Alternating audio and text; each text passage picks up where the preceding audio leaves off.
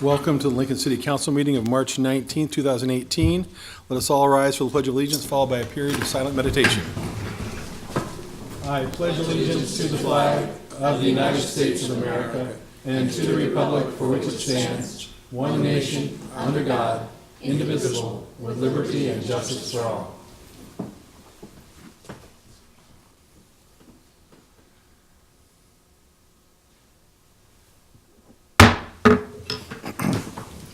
In accordance with LB 898, a copy of the Open Meetings Act is posted at the back of the chamber. The order of business of the City Council is as follows. The clerk will call the items listed on the agenda under public hearing. Anyone wishing to speak on an item should come forward after the clerk has read that item. The applicant and those in favor should speak first, then those opposed. The applicant may then make one short rebuttal. Each speaker should begin by stating name, address, and whether you are speaking in favor or in opposition to an item. Testimony is limited to 5 minutes per speaker. After all public hearings, the council will vote on resolutions and items listed under third reading. On the second and last meetings of the month, immediately prior to adjournment, anyone may speak on any issue not on the agenda for that date, nor planned for a future agenda. Will the clerk please call the first item of business? Yes, and just a reminder, we do request those giving testimony to please clearly state your name and address and to sign in on the sign-in sheet laying on the podium. Our first item of business is our public hearing consent agenda, items 1 through 11. Is there anyone here who'd like to speak on any of these items?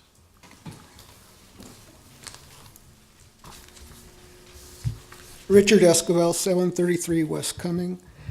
Tell you what, looking this items 3 and 4 up on your page was quite a hassle. But number 3 is a $55,000 contract, and number 4 is a $330,000 contract. And I'd just like to know how much of this money is going to be recirculated in the city of Lincoln.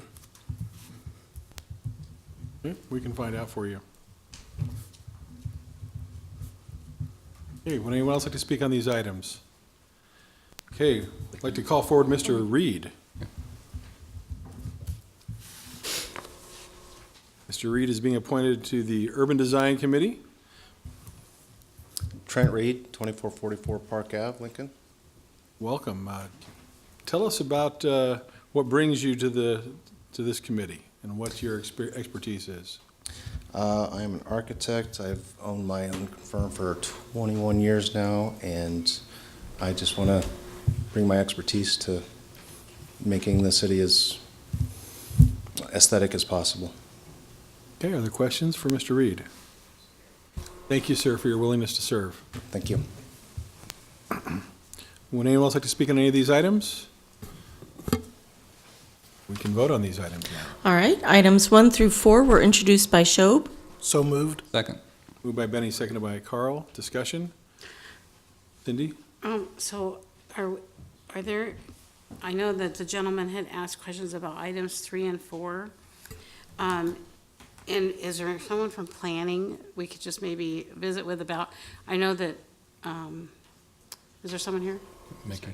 Oh, hi. Mickey can answer that Mickey, question. that'll work. We should know the answer to that question Yeah. because these are both local companies. Yeah. Mickey Esposito, Director of Public Works and Utilities. I apologize, I haven't been able to upload the cost share, but it is an 80-20 split with the state and us. This is the lion's share of the cost of the project, is paid for by the state through safety funds that we apply for each year. I think you asked what kind of money is recirculated. The community. So I think he was asking, because they're local companies, do they employ local workers and that type of thing? I think that was the gist of what I was getting. He wants to know how much is going into our Right. local economy.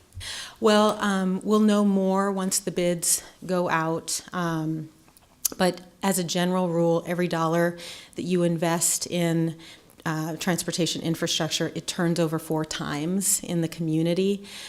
We will see who actually bids on the project, whether it's a local contractor, which is more likely, or... But these are engineering contracts that will be done by the Benish and the Olson Associates. But it'll be open to But it'll be open, anyone. but Yeah. they're doing the This work. The the design work, design. yeah, the design work is Alfred Benish, but the actual construction work. Whoever wins the contract. If But that's as the far as these question- items exactly, this dollars, these are local companies. Yes, is that the question? Yes, that was the question. How much was gonna be given to spend in the community? Yeah, it's all coming to Lincoln. Not if it's an outside contractor. They're not. These contracts, These consultants are local. Right. Now, are the people they are using local? So we won't know until we bid the project, but the bidding process is open to any contractor, and that's how our procurement rules are established. So we will see when we procure a contractor, okay? thank All you. right, thank you. Thank you. All right, please call the roll. Eskridge? Yes. Gaylor Baird? Yes. Lamb? Yes. Raybold? Yes. Schob? Yes. Christensen? Yes. Motion carried, 6-0. Items 7 and 8 were introduced by Eskridge. So moved. Second. Moved by Carl, seconded by Benny. Discussion? Please call the roll. Eskridge? Yes. Gaylor Baird? Yes. Lamb? Yes. Raybold? Yes. Schob? Yes. Christensen? Yes. Motion carried, 6-0. Next then are public hearing liquor resolutions. Those giving testimony are asked to come forward, raise their right hand for the clerk to administer the oath. After the oath, witnesses shall state their names and addresses. I'll call items 12 and 13 together. They're the application of Mi Tierra Family Mexican Restaurant Incorporated, doing business as Mi Tierra Mexican Restaurant for a Class I liquor license at 5500 Old Cheney Road, Suite 4, and the related manager application of Jana Lee Ramirez. Yes. Just raise your right hand. Do you solemnly swear or affirm the testimony you're about to give is the truth as you really believe it to be? Yes, I do. Thank you. Just state your name and address. Jana Lee Ramirez, 3117 North Hill Road, Lincoln. Okay, tell us about your application, please. Okay, well, it's a small Mexican family restaurant. It's the actual owners, they own 21 locations throughout the country, each one of them having a liquor license thus far. We've been open now for about a month, and we've got pretty good business so far, but there have been people turning away due to the fact we don't have a liquor license yet. Okay, are there questions? Okay, I have a staff question. Officer Hofer?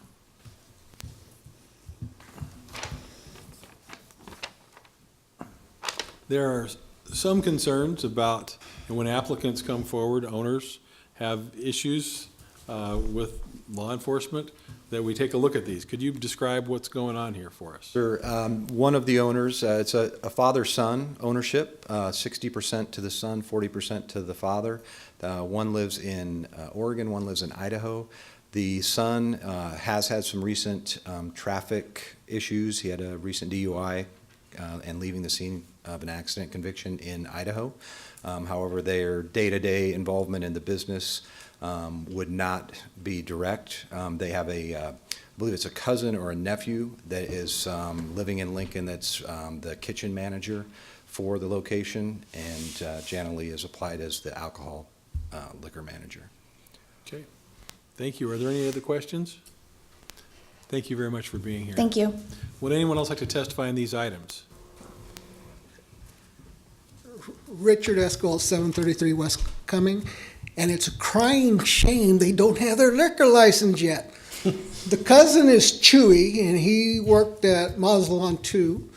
He's the kitchen manager, and the food is great, and they serve the greatest margaritas you ever taste once they start serving them.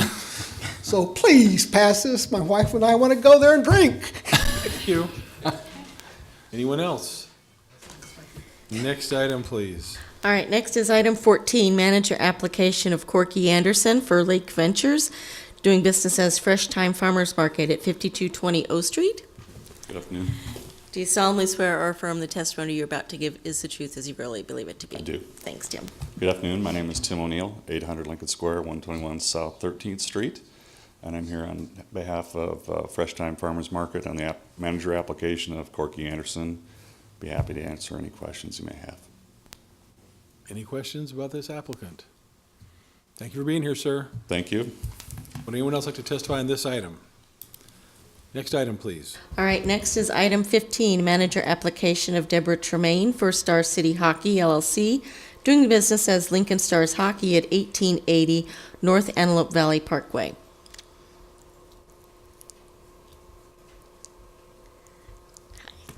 You raise your right hand.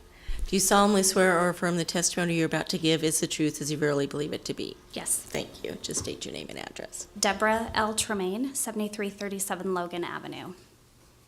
All right, tell us about your application. I am here to represent the Lincoln Stars as the manager of the liquor license. Okay, what's changed? We had turnover. Okay. Any other questions? Carl? Yeah, so summer comes and there's no ice. What happens? What do you do to sell liquor? We're actually looking at doing some summer events, including a car show. We're hoping to have roller skating, which, of course, during roller skating times we wouldn't have liquor there, and just opening our venue up for other summer events. Could possibly be concerts or something like that. Okay, great. Thank you very much. Thank you for being here. Next item, please. All right, next is item 16, manager application of James Michelson for Kerry Johnson Oil Company Incorporated, doing business as Easy Go number 80 at 2555 O Street and Easy Go number 81 at 8411 Windmill Drive. You can come over to this microphone if you like. Would you raise your right hand? Do you solemnly swear or affirm the testimony you're about to give is the truth as you verily believe it to be? I do. Thank you. Just state your name and address. James Michelson, 3619 Northwest Magnolia Court. Well, tell us about your application, Mr. Michelson. I'm applying for the liquor manager for Easy Go stores here in Lincoln. That's for all the stores? For both stores, For yes, both sir. stores? Okay. Other questions? Lyrian? Thanks for coming down today. I just noticed in the application that a Mr. Cowan is referred to in the cover letter from LPD. Maybe this is a question for Officer about whether or not Mr. Michelson has completed the training. Mr. Michelson, have you undergone the training for manager application, liquor license? Yes, I have. I went through the seminar a week and a half ago. Great, thank you. I apologize if Mr. Cohen's name is in there. He had withdrawn his application, and Mr. Michelson is the new applicant, and he completed it March 8th. Okay, thank you. Thank you very much. Would anyone else like to testify on this item? Thank you. I'll entertain a motion. I would move approval of items 12, 13, 14, 15, and 16. Second.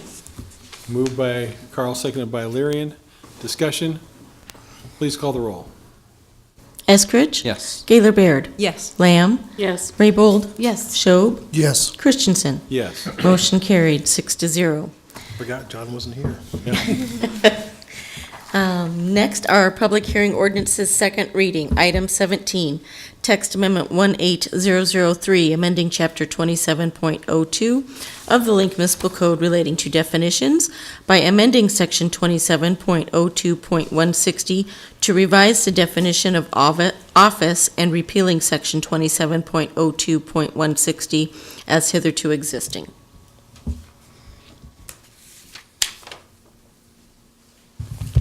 David Carey with the Lincoln Lancaster County Planning Department.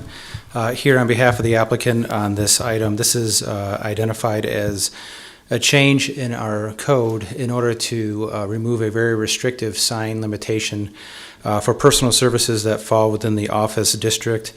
The intention of the existing language in the definition for this item is, first of all, the definition contains a lot of information that should not be in the definitions section. We're proposing that this is removed. And then also, as far as the signs are concerned, which is really the impetus for this item to come forward, it was very restrictive, not allowing any exterior indication of the existence of a personal service within a building under this zoning.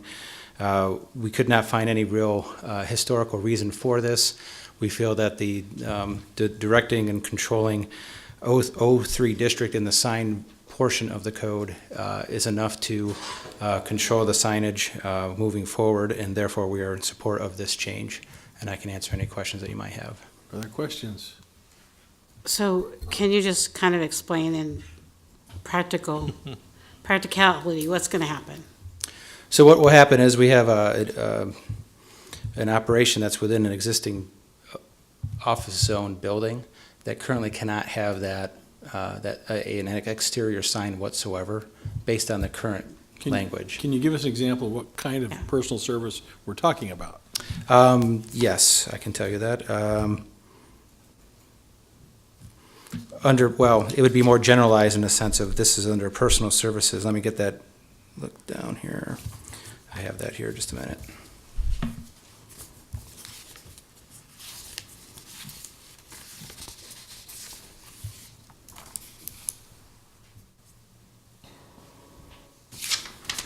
And of course, I'm not finding it right now. Really, so for personal services, really, without reading the exact definition, is some things like barber shops and other personal care type of things. The fact is that we don't know the history of why that was so limited under this definition, and that is why we're suggesting that this is supportable. Are we on a talking city about side. audiologists? Just out of curiosity. And actually, medical services actually does fall underneath that as well. Okay, so you think I should under a recuse generalized myself? definition. But the fact that we're having those questions is that it does ring not exactly fair that we have no allowance for an exterior sign identifying that the use is occurring inside the building. And that is really the purpose of this change. And then we took the opportunity to clean up the rest of this definition because it had a lot of other uses that were listed in definitions that are being handled now under use groups when those were changed in 2012. So that's the rest of the story as well. Okay. Thank you. Other questions? All right, I'll have to talk to our city attorney before we vote. Okay. Thank you. Would anyone else like to testify on this item? Next item, please. All right, next is item 18, approving a long-term lease for a site for Fire Station 11 between the city and Lincoln Airport Authority. Good afternoon. Pat Borer, Lincoln Fire and Rescue. We ask that this item come before you. We're building a station that's within about a month of completion on this parcel of ground, and we need a lease to make everything come together. Tell us where the station is and how close are we? We're within about a month of completion, so roughly middle of April. We expect it to be completed. It's located at 4600 West Adams. Okay. Questions? Carl? Yeah. Thanks, Pat, and thanks for working on this. This is something really needed out there. So I did notice that, of course, this is Airport Authority property. It is Airport Authority property. And we're leasing the ground or, yeah, for the From the facility. Airport Authority, that's correct. And that cost is, I think I saw $87.33 a year. It's actually a little more than that. The fact sheet and the figure in the contract, in the lease contract, are actually different. Oh. We've gone back and forth on various figures, and actually the parcel has grown in size based upon the amount of concrete and things that we're putting on the property. So it's gone up a little bit higher, but it's about just a little over $9,000 annually. Okay. Thank you. Okay. Mm-hmm. Questions for Chief Borer? Thank you very much, sir. Thank you. Would anyone else like to testify on this item? Next item, please. All right, next is item 19, amending Title IX of the Lincoln Municipal Code relating to the prohibition of devices which convert firearms to multi-burst fire by amending Chapter 9.36 entitled Weapons by adding a new section numbered 9.36.035 entitled Unlawful to Sell or Possess Multi-Burst Trigger Activators, by amending Section 9.36150 entitled Definitions to add a definition for multi-burst trigger activator, and repealing Section 9.36.150 as hitherto existing. Okay, and in this case, the applicant will have you speak, but we're also considering that Councilwoman Gaylor Baird and Councilwoman Raybold are also applicants. Yes. Jeff Kirkpatrick, Lincoln City Attorney. Just briefly, this ordinance addresses what has been defined in the ordinance as multi-burst trigger activators. These are devices that are accessories, considered accessories to firearms. They have been prohibited in a number of jurisdictions, some states and cities. The definition of the multi-burst trigger activator that we took and put in the proposed ordinance actually came from a bill introduced in the Nebraska legislature this year. It was not passed, but that's where the actual definition came from. One of the questions that has come up a number of times with this ordinance change, because there is not a penalty portion in this ordinance, what happens if you're in possession or selling a multi-burst trigger activator within the city limits, and the answer is it would be a violation of the city, be a city misdemeanor. And so the punishment would be $500 fine, 6 months in jail, or any combination thereof. With that, I would take any questions. Okay. Cindy? Thank you. Thanks for coming forward, Jeff. Appreciate that. So, and I know that you said the language was taken from what was introduced over at the legislature. So I have had a couple questions from some folks, and I think they're worth exploring. One is that. Excuse me, Cindy. We want to get into this, your kind of question, after the applicants have had a chance to present their. Okay. Because so that's why I mentioned that Larry and Jane are the actual presenters. Okay, that's fine. So- Except that I did. I'd like to okay. give them some time first to present, and then we'll ask questions. Okay, so, but the definitions are written by city law. I mean, the definition's written by city law. So I think it's probably more Okay. his question Well, than theirs. Can we come back to that after Sure. our colleagues have had a chance to Absolutely. present to us? Go ahead. Thank you, Cindy. Thank you, Roy. Just want to give brief introductory remarks about this piece of legislation. The overarching goal is to promote public safety with a more specific goal of trying to close a loophole in our existing laws. These accessory devices are things that allow a lawful semi-automatic weapon to function like a fully automatic weapon, or machine guns, which are largely outlawed. Beginning in the 1930s, machine guns were strictly regulated, and then in 1986, the prohibition took place of machine guns for civilian use. So they are tightly regulated. These accessory devices, however, allow semi-automatic weapons to function with the similar rate of fire to a machine gun. And so they circumvent that sort of prevalent law that we've had in our country for many years. And the reason that we view this as a public safety concern is that the force of these devices when applied to a semi-automatic weapon is significantly destructive force capable of causing mass casualties. While we have not seen the kind of mass shooting event here in Lincoln, we certainly don't want to see one. And rather than wait until something like that happens, or wait until these devices are in wider circulation, we thought we would take the opportunity to express our values and provide this opportunity to prohibit those devices. And my hope and our intention with this legislation is that we can have a good civil discourse and a respectful dialogue and get this done and serve as an example to other communities of how people from different perspectives on an issue like this can come together and move forward. Jane? And I think, it's safe to say that this has been a pressing concern from many of our constituents on how we can be a little bit more proactive on safety measures and common sense safety measures. And I think with a bump stock type of device, I don't think it could have been imagined by those who enacted the National Firearms Act of 1934 or the Firearm Owners Protection Act of 1986 that was passed by President Reagan, that these devices and accessories are actually a workaround to the actual legal interpretation of the laws. And I think what we're hearing and seeing is frustration on many levels by the lack of action taken by our elected officials on all levels, from the federal government down to the state government down to municipal jurisdictions. And I think that's why we are seeing so many municipalities take the lead on legislating restrictions on these type of multi-burst trigger devices that we have seen and recent tragedies have proven have caused great harm to our public. And I think these are the reasons why we've taken this initiative to go ahead and move forward on this type of restriction. We have seen that President Trump has also proposed this, but I think the reality is that it is very frustrating because it has to go through so many legal loopholes on the federal level and has to have scrutiny through various measures with the Department of Justice and as well as ATF.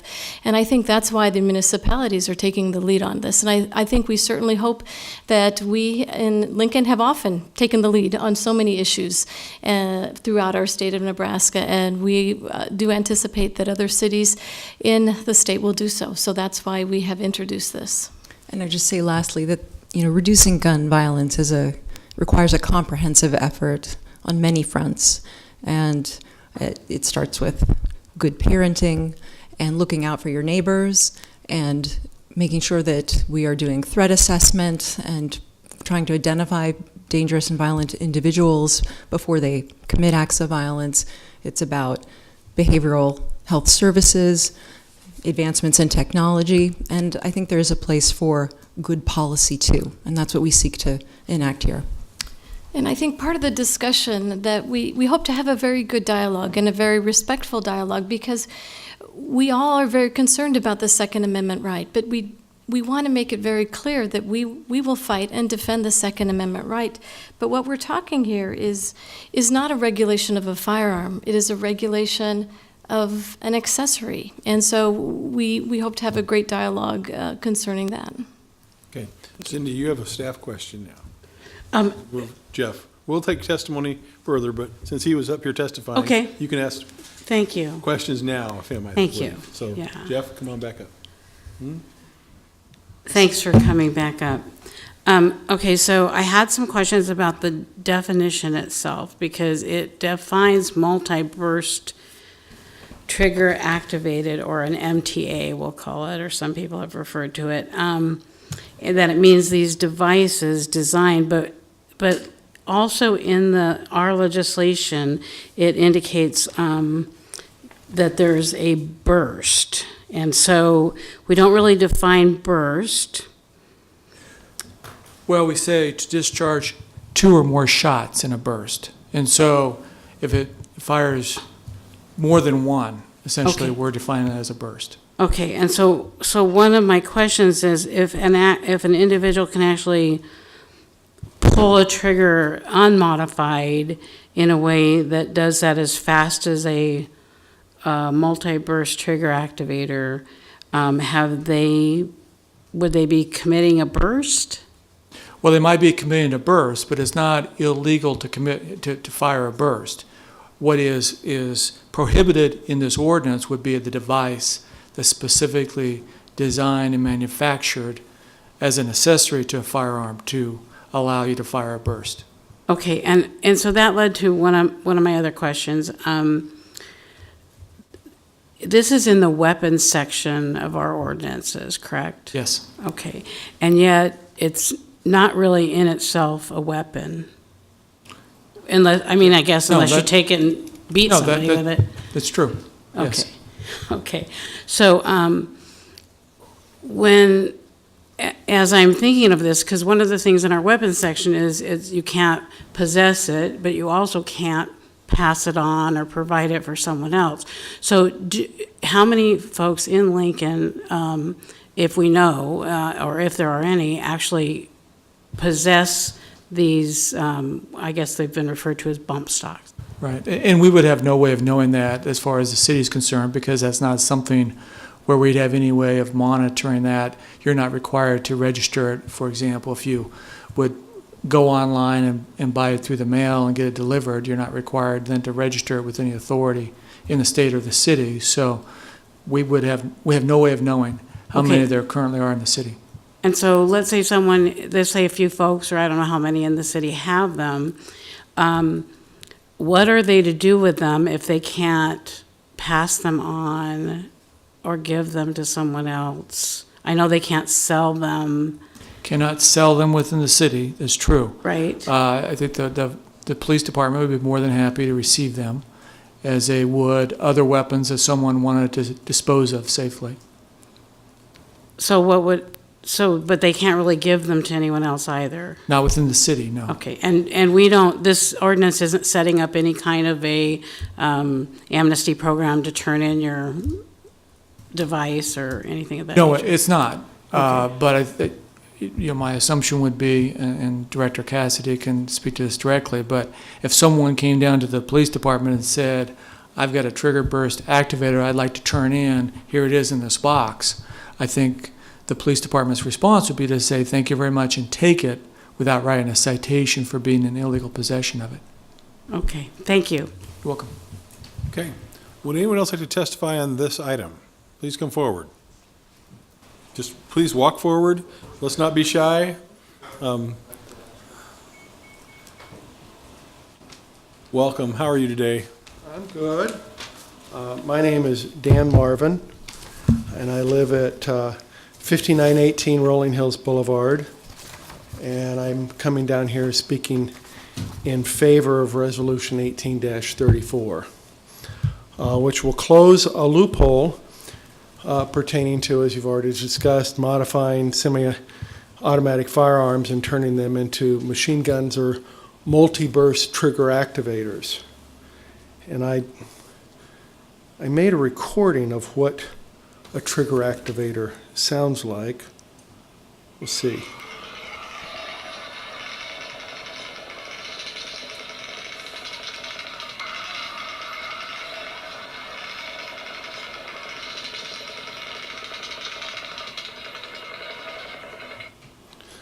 That was a recording that came off the web. It was purportedly recorded in Las Vegas, where 58 people were killed. Was that recorded during the event? Yeah. Okay. 58 people were killed and 500 were injured. That's a sound that I don't want to hear in Lincoln. I don't want to hear it at a school. I don't want to hear it at a church. I don't want to hear it downtown in the rail yard or at the Pinnacle Bank Arena or at the Bob or in the student union. I don't think any of us want to hear that sound. I don't want to hear it in a crowded theater unless it's being played over the sound system and I'm watching a Bonnie and Clyde movie, which interestingly enough is about how far back you have to go when you can hear machine gun fire in the U.S.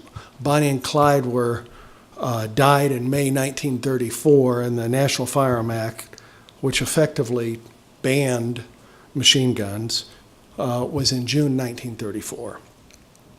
So I want to say two things about this. First off, some people might say this is a partisan issue. I don't think this is a partisan issue. This is not a Democrat versus a Republican issue. A Democrat in the state of Washington State, Governor Jay Inslee, signed a bump stock ban. And Rick Scott in Florida, a Republican, just signed a bump stock ban along with a collection of other initiatives too. So I don't think this is a Democrat or Republican issue. And if you look at what President Trump just said, who supports a bump stock ban as well, he said on March 8th, bump stocks are going to be gone. So I don't think this is a partisan issue. Second thing is, I think what a lot of people will say is that you're not going to do anything with this. This isn't going to stop anything. My first thought when I think of that is, and this has to do with many years of working with the city and traffic and all kinds of things. So I always compare everything to traffic. But think of a 25-mile-an-hour speed limit in a residential neighborhood. Does that stop anybody from going 35? Somebody goes by at 35, do they all get caught? Does that mean that we suddenly just expunge all speed limits off of the roadways because somebody's going to drive over the speed limit? No. 25 is there because that's a safe speed to be traveling in a residential neighborhood, and then on arterials it's 35, 40, or 45. Those are safe speeds to travel at, and we're informing the public from that perspective what is a safe speed to travel. You have 1 minute? 1 minute. Yep. Okay. I also have this image of Moses coming down with his tablets, and he's got the Ten Commandments there, and one says, "Thou shalt not kill." Does the person greet him at the bottom of the mountain and say, "I'm sorry, that's never going to happen"? You know, these are worthwhile goals to have. Whether it is effective is to be seen, but they're certainly worthwhile goals. If a road's curved, we need to inform the public they need to slow down. That's what traffic signals are all about. Doesn't mean somebody isn't going to slide off and hit the guardrail. It means they need to slow down, and we're informing the public. And similarly, in 1934, we said having machine guns in wide circulation wasn't safe. For 80 years, we've played by those rules, until Las Vegas and perhaps a couple of other times, bump stocks and similar modifications to legal semi-automatic rifles that convert them into machine guns are a loophole you can work to close. Thank you. Thank you, sir. Any questions from Mr. Marvin? Cindy? Thank you. Thank you for coming, Mr. Marvin. I appreciate it. So I'm trying to understand what you're saying the loophole is. The loophole is you can't have a machine gun, but this gives you an opportunity to fire something as if it is a machine gun? Yes. Okay. And so, but we do have, of course, automatic weapons that are able to shoot equivalent to machine guns that are lawful. If you're talking about the older law where you can pay, they're not in wide circulation, you would grant me that. Okay, but they're not necessarily unlawful. You cannot go down to Shields and buy a Tommy gun, can you? They're highly regulated. They're highly regulated. Okay. Effectively, they're not in circulation. Okay, and then one other thing that was just a little confusing, you had indicated that you were, the tape that you played, you said, I want to let you hear what a multi-burst trigger activator sounds like, but that wasn't actually what we're looking to define as a multi-burst trigger activator. That was actually a weapon firing, is that right? I mean, it's not it's not the accessory itself that fires it, or are we misnaming it? Oh, okay. What is purported to happen in Las Vegas was an individual, deranged or otherwise, went and he checked out a room. Up to that room, he took many guns, of which many of those guns had a bump stock multi-burst trigger activator attached to that weapon. The device itself, probably sitting here, will not make a sound. Just like a pistol, standing here will not make a sound. Okay, thank you. Okay? Yeah. But that weapon, when it's attached to, when that multi-burst is attached to that weapon, made the sound that you heard. Okay, so you weren't saying that the weapon itself was the multi-burst trigger activator? What I'm saying is what was reported in the media that I got the sound from was that was the sound of a weapon that had been modified with a multi-burst. Okay, thank you for clarifying that. Okay. Appreciate it. Do you have any other questions? Thank you very much, sir. You're welcome. Would anyone else like to testify on this item? Please come forward.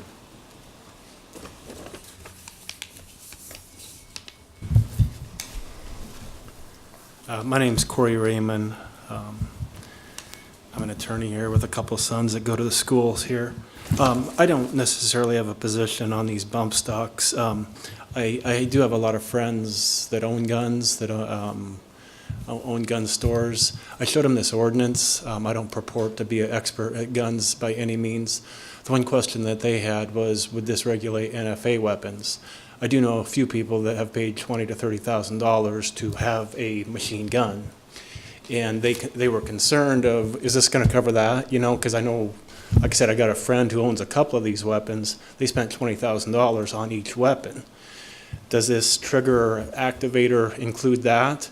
When Senator Pansy Brooks introduced her bill, I called her office, and if you look at Nebraska Statute 28-1203, there's actually an exception in it that allows for police, National Guard, and people that are allowed to own these under the Federal Firearms Act.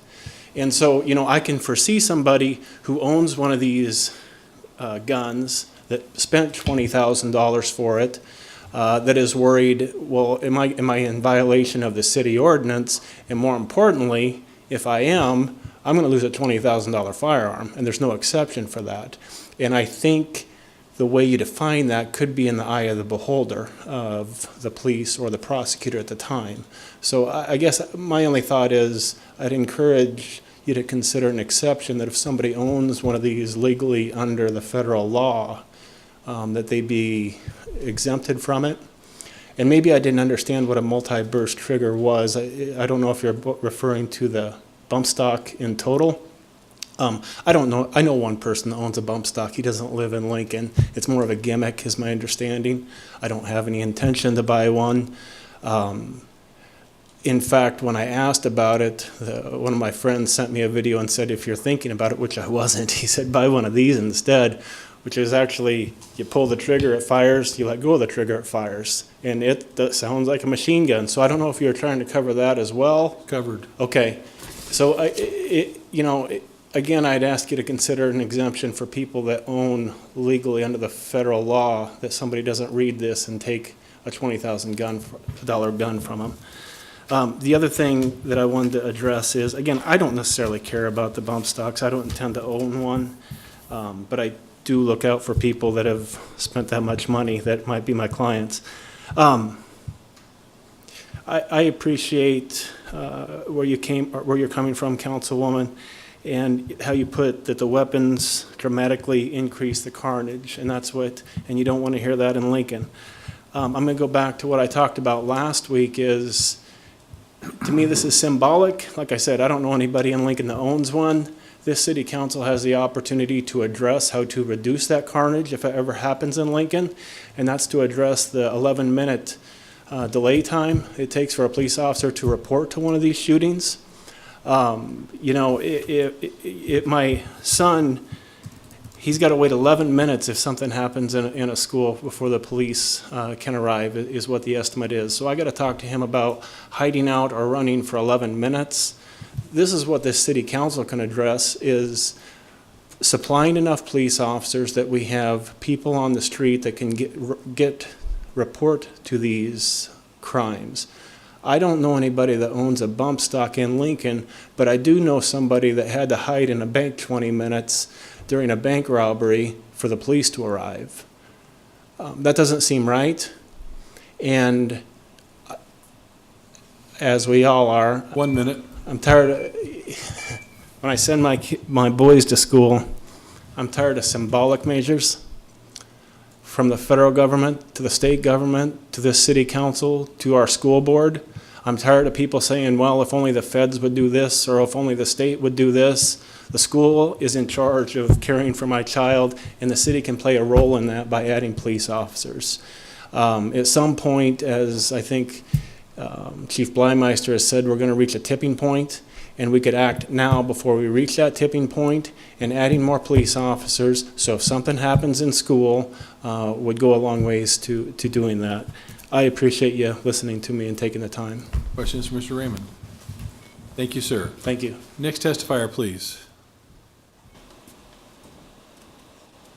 I would just add while we wait for the next testifier, just to respond to Mr. Raymond, that a companion item to this legislation is something that was suggested by Councilman Eskridge, and that is that we hold a super commons meeting. And a super commons meeting, if you're not familiar with that concept, is a meeting of the LPS school board, the county board, and the Lincoln City Council. And the goal of this meeting, which will take place on April 16th, will be for us to come together as local policymakers and have a conversation about how we can best coordinate our efforts in protecting security in the schools and reducing gun violence in particular, and how we can maximize limited resources to try and achieve those aims, particularly as we go into a budget season.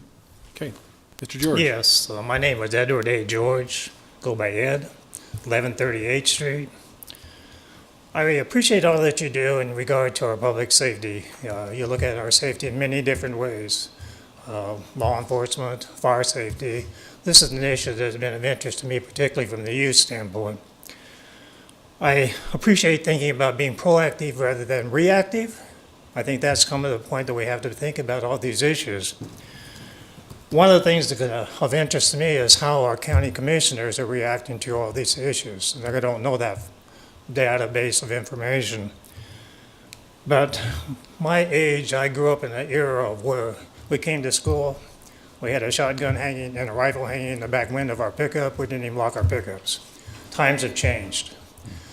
In my small town, my sister-in-law was working in a bank. And a couple of young guys came in and robbed our bank in our small town. So this reflects in the situation where the robbers told her to lay on the ground, on the floor in the building, and not get up within 15 minutes. But they finally caught them, and they ended up being put to prison for 15 years. They came back out, and that young man from our neighboring town ended up going to study law, and he ended up getting a major law degree as a professor at a major university in the East Coast. One of the things that I thought about is how you react to this in a way that protects everybody in all facets of our life. So if we're thinking about what I just heard was, I can't afford a $20,000 gun. But some people can, but they have that for a reason. And I don't know that I fully understand all that, but there's a relationship, I think, between some of the crime that's happening with the money they have available to have ownership of this kind of gun. So this reflects on how you work with your county commissioners in this statute to hopefully address that. There comes a point in time that we have to say, enough is enough. And working with some of the Lincoln Public Schools, I think that they demonstrated some precautionary things. One of the things that I was very interested in is what are some of our safe zones within the school building? Where is it a safe zone?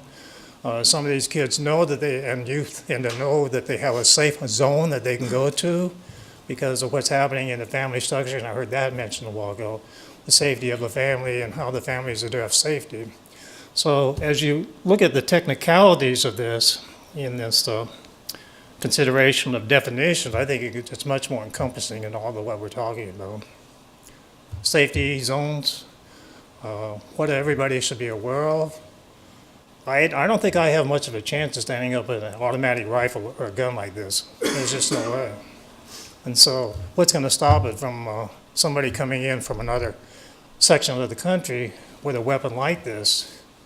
How does law enforcement deal with that? Do you provide enough protection to the law enforcement for their safety? That's my synopsis of this situation.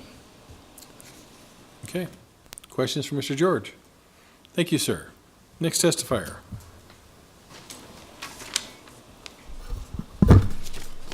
Hi, my name is Brad Kreifels, and I just have something I want to share. First of all, I applaud your effort to enhance public safety. I stand against, and these are why.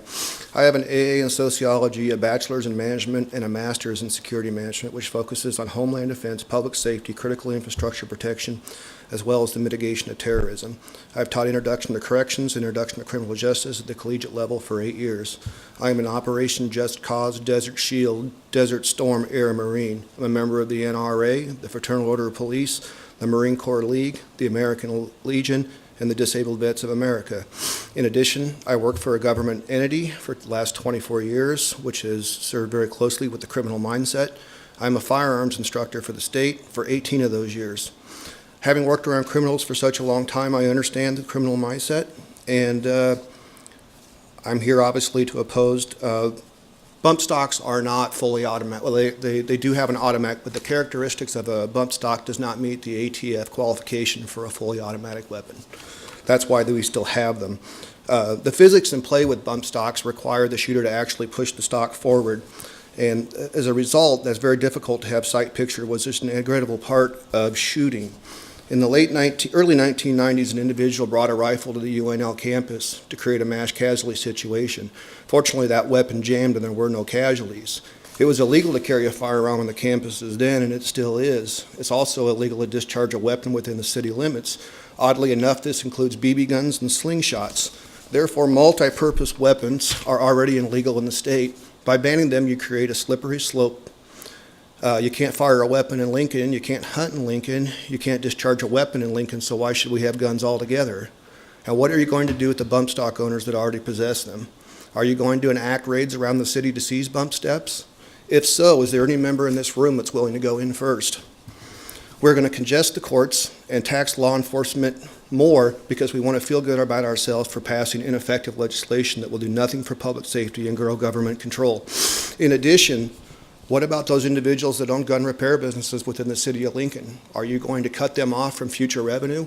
Also, are you going to tell people from outside the city limits that they can no longer patronize gun repair facilities here in Lincoln, as well as indoor shooting ranges? Taking a law-abiding citizen's property and enable them to have more public access to gun-free zones. Gun-free zones are killing us. Church, schools, and malls are often the target of these tragedies. I'm authorized to carry a concealed weapon, and I usually do.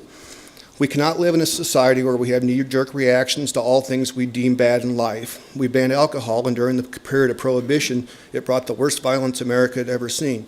Automobiles take more lives than any other form of death in America, yet we don't ban cars. After the Boston Marathon attack, legislation was even drafted to ban pressure cookers. Correctional facilities, courthouse facilities, and courts' private property is the only place where any weapon should not be allowed. Specifically, I believe there are constitutional issues, not only with the Second Amendment of the Constitution, possibly the 11th and the 14th. We were granted our Second Amendment rights to overthrow the British government as they were our British oppressors. The argument that technology has advanced when the founders of the Constitution is true. However, I'd also like to add why we didn't have anything but single-shot muskets. We didn't have electricity. Mail was delivered via horseback, and there were no vaccines against disease. I don't fear government oppression except for where my guns are concerned or the foreign invader. I do have a problem with the fact that I think that there are constitutional issues. Terrorism can take place in any place unless there's a significant deterrent. Criminals and cowardly terrorists will not win because they're on their individual basis, but it will be because we've trampled our individual constitutional rights away in this country. The individual which break these laws and their cowardly attacks, that is their purpose. This bill would only empower criminals, and it would punish law-abiding bump stock owners. As was said earlier, Senator Pansy Brooks introduced legislation to ban bump stocks and silencers. I spoke with Senator Watermeyer, and he told me that that didn't happen because they were concerned with some constitutional issues. President Trump is not able to ban bump stocks via executive order because of the 1910 Congress ATF Legislation Act. All this serves to do is strip away ownership of property. The state of Nebraska, the federal government, and the city of Lincoln collect revenues through these taxes on these weapons, and now it seems very crazy that we're going to take it away. The first step of a formation of a dictatorship is to disarm its citizens. Adolf Hitler was elated in 1935. For the first time, a civilized nation had full gun registration. It will make our streets safer, our police more efficient, and the world will follow in the lead. Hitler also wrote in his book, Mein Kampf, the best way to control a people and control them utterly is to take little of their freedom once in a while and erode it by 1,000 tiny, almost imperceptible reductions. In this way, the people will not see those rights and those freedoms being removed until it's too late. Time. In short, I know my time's up. I have copies for everybody here. I'd encourage you to read Hand those to the clerk. Cindy, the you have full a thing. question? I do. Thank you so much for coming tonight, sir, and I appreciate that you brought us copies. And I'm glad that you came forward this afternoon because you mentioned that you were a firearms instructor, so I'm guessing you know a thing or two more than I do, probably a lot more than I do about firearms. And so I've been told by someone that a bump fire is actually a technique rather than an item. What a bump stock does, what's commonly referred to a bump stock, is you would call a multi-firing mechanism. What it does is when you fire your weapon, when you shoot a gun, you have to pull the trigger. A multi-purpose fire bump stock doesn't work in the same quite way. You have your finger on the trigger and you have to push the stock forward. Therefore, the physics are different, and it didn't qualify under the ATF's Act. Okay, and so we got an email, I think, earlier today or yesterday that said that the same thing could be accomplished with the thumb in a belt loop or a rubber band. I don't believe that to be true based on my knowledge of the mechanics of weapons. Unless there's something out there that I'm not aware of, then I would say that's most likely not true. Okay, and someone had mentioned to me that that perhaps the bump fire technique has been in place for a long time. I'm not sure how long bump stocks have been in circulation. Okay. One of the things that I really, about this public forum, Is a sticker in a window or a law going to stop a criminal from doing something? It's not. It will not do it, because the criminal has already decided to break the law. He or she will not care what weapons are illegal and legal to use when they commit their crimes. And then one final question. Thank you so much for being patient with me. I've heard from a number of people that the term multi-burst trigger activator is not a term of art or jargon used in the firearm community. I have heard it in the firearm community. These type of devices are commonly referred to as bump stocks. Okay, but you have heard multi-burst trigger activator before legislation started being introduced? Yes, sir. In some of the publications I receive in the mail, I have seen language which does refer to that. Okay, thank you very much. Thank you. Other questions? Would anyone else like to testify? Please come forward.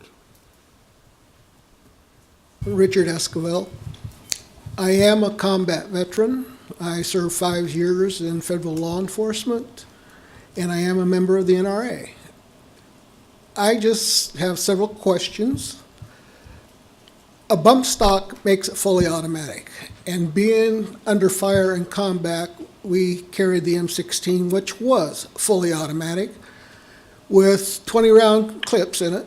And when we took the first shots, the first thing we did was put it on rock and roll and aim it in a direction. Did we hit anything? Probably not. But it's suppressing fire to try to save your you-know-what. So, I don't know how many people in Lincoln own them. One. Number two, they're legal up to today or whenever this, if you pass it, to become effective. So now, all your legal citizens that have purchased one and they don't turn it in are now criminals. And they're out a financial sum for purchasing the bump stock. So therefore, it's a loss to a law-abiding citizen. Okay? Another thing is this a feel-good act? Because the other gentleman mentioned that what's the definition of a law and what's the definition of a criminal? Criminals don't obey laws. So how is this going to stop someone in the city or from outside the city coming into our town and causing havoc? It's not going to, because they're called criminals. So my point is, what's this going to solve except for make law-abiding citizens possibly criminals? To me, it's just one of those things where a person that uses a weapon is responsible for the use of that weapon. I have no purpose for a bump stock. I have no purpose for an automatic weapon, but I do know of several people in Lincoln that do have fully automatic weapons by paying the $1,000 fee to the ATF. And they do go out and practice shooting them. And one was approached by a law enforcement officer several years back, very timidly, because, trust me, I don't ever want to go up against a fully automatic weapon again in my lifetime, but I'm not afraid to. So, what's the purpose of the law except for to make law-abiding citizens criminals? Thank you, sir. Questions for Mr. Esquivel? Thank you. Next testifier, please.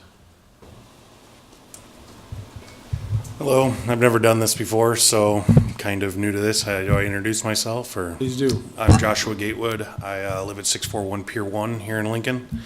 I am kind of a gun nerd, I guess. I grew up very anti-gun. I didn't know very much about them, and that kind of scared me. I let that get the best of me when one of my fellow students ended up shooting up Von Maur up in Omaha when I was in high school. That hardened me into my beliefs much more.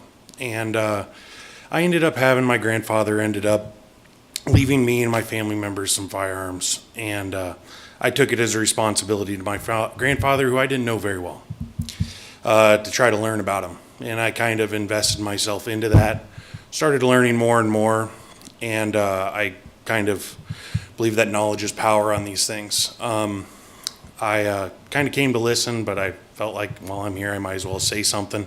I overheard a question that got answered earlier about could this occur with somebody using a thumb and a belt loop, and it can.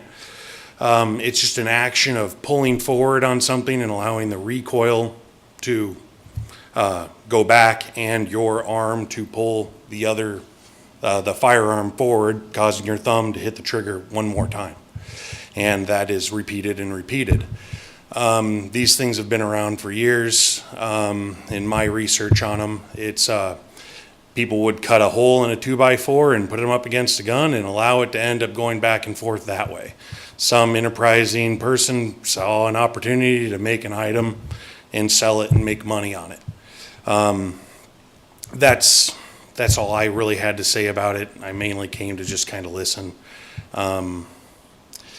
I have no purpose for one. I find them to be very clumsy and sloppy and allow me to not be very accurate, even less accurate than a fully automatic weapon because they're sloppily built and put together.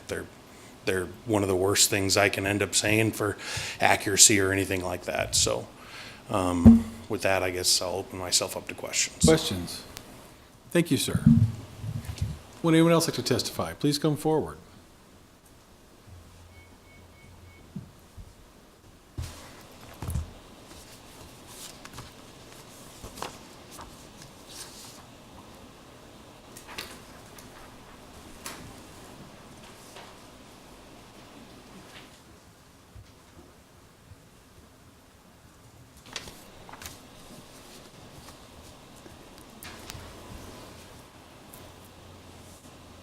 Please proceed. Thank you. Good afternoon, Chairman Christensen and members of the Lincoln City Council. My name is Mary Beauchamp. I live at 950 South 49th Street, and I'm representing the League of Women Voters of Lincoln and Lancaster County, which is located at 4600 Valley Road. The League of Women Voters was established in 1920 and is a nonpartisan organization that encourages informed and active participation in government. We work to increase understanding of major public policy issues and to influence public policy through education and advocacy. The League does not support or oppose any candidates for office or political parties. We want everyone to vote, so our elected leaders represent our entire community. I am here to support the proposal to change the municipal code to make it unlawful for any person to sell, give away, or furnish to another person any device meeting the definition of multi-burst trigger activator, known by many as bump stocks. The League of Women Voters believes that the proliferation of handguns and semi-automatic weapons in the United States is a major health and safety threat to our citizens. We support strong federal measures to limit the accessibility and regulate the ownership of these weapons by private citizens. The League supports regulating firearms for consumer safety. It is unfortunate that Congress has not been able to take reasonable and timely action to protect our citizens and especially our children. We support taking this action at the local level to increase the safety of all citizens, especially our children. Some of the League's earliest positions in grassroots action were regarding education and protection of children, including child labor laws. It appears that the circle has come around, with the accessibility of bump stocks and weapons of war threatening the education and safety of the children in our country. Our work on voting and voter registration continues. Recent experience in local high schools indicates a high level of interest in registering and voting. We are pleased to see young people so interested in registering, in voting, and in participating in our government. We encourage you to pass this change to the ordinance and make our community and our children safer. Thank you. Are there questions? Thank you very much. Yes. Would anyone else like to testify? Please come forward.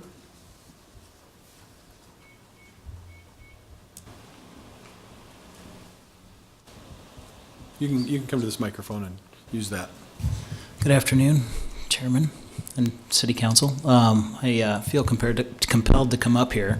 Normally, I'm actually here to speak on a different boring matter, but my name is Will Scott. I live at 2900 Sheridan Boulevard. I have 2 daughters, and one, being an 8th grader, the other day asked me if it was safe to go to school. I grew up in Colorado, minutes from Columbine, and I think that it's worth noting that first, I'm a gun owner. I love the outdoors, and yet the automatic, semi-automatic weapon, I think, is a bad idea within the city limits. And I think it's important to just say that Columbine will never be the same. I had friends there. I knew the head of security, and it completely ripped that school and that community apart. And I think, to thank all of you for being proactive and trying to address a really difficult topic is big stuff. And I know it's not easy, but I just want to say thank you, and I'm in support of addressing this in a positive and proactive way. Questions for Mr. Scott? Thank you, sir. Thank you. Would anyone else like to testify? Please come forward. If you plan on testifying, why don't you please come and sit down in the front row here? That'll help us know what's going on. You can come forward to the front row, please. Thanks.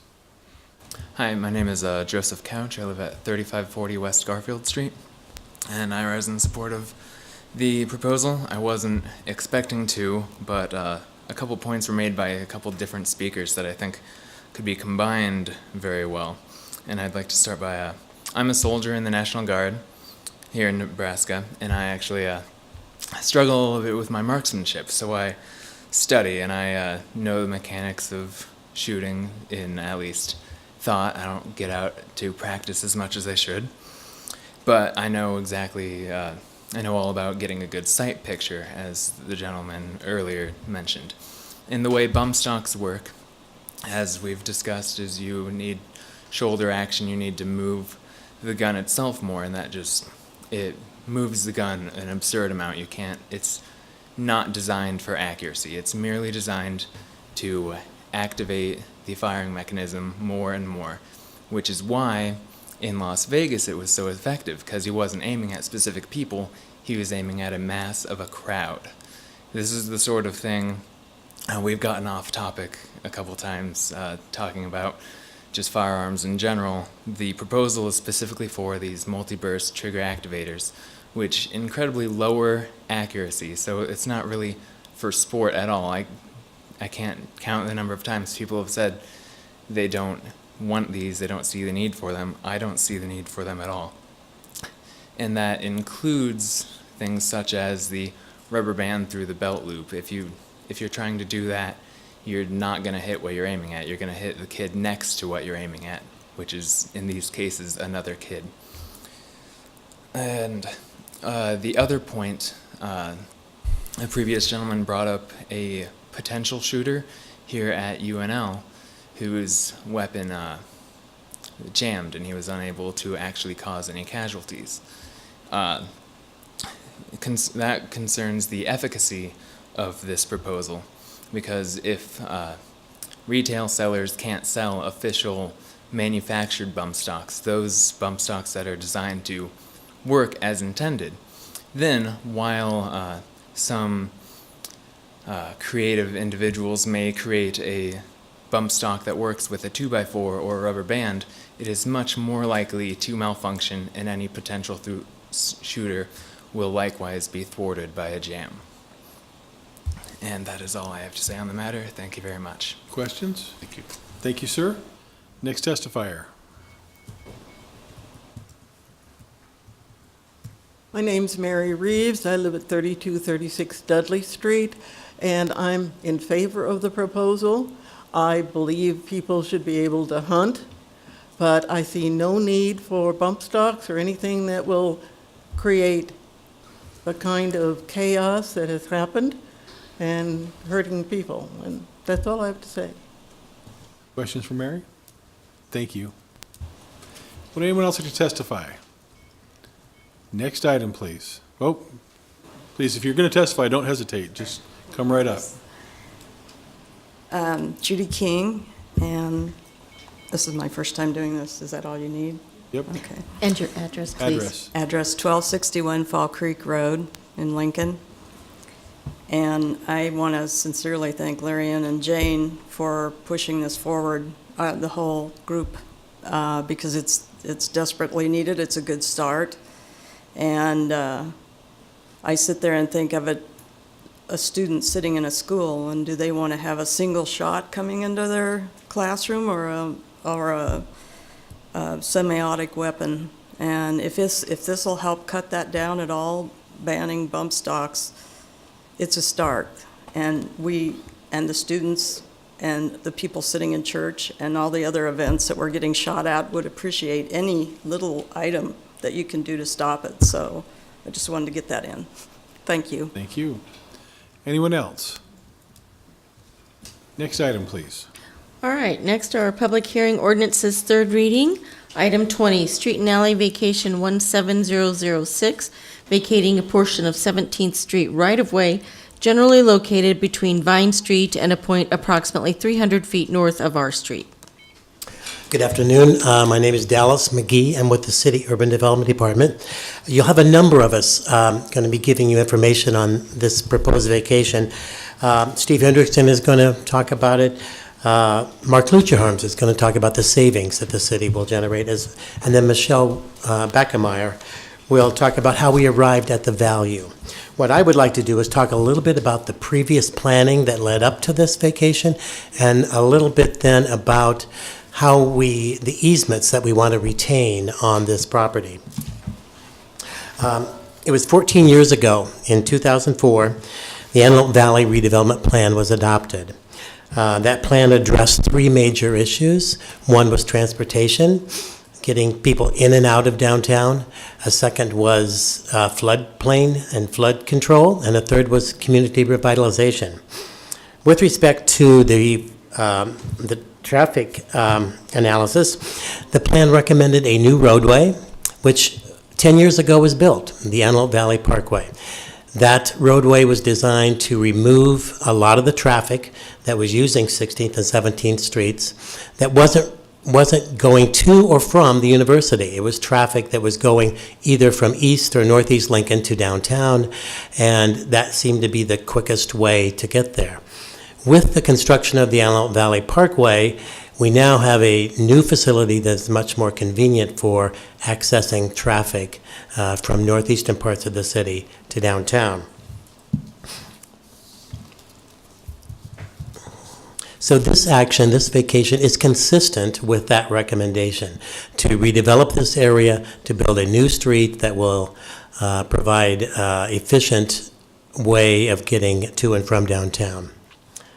The second thing that I'd like to talk about a little bit is the easements that we would like to maintain on this property.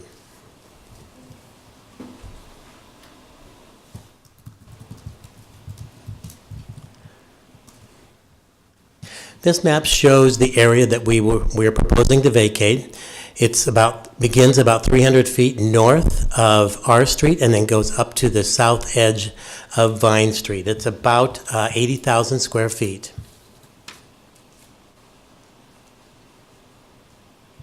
This shows the area where we would like to maintain an easement for the wastewater.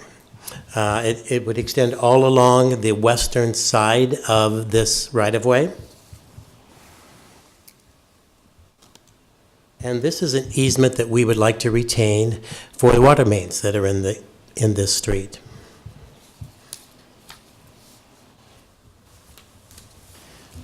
This is what LES has identified as an easement.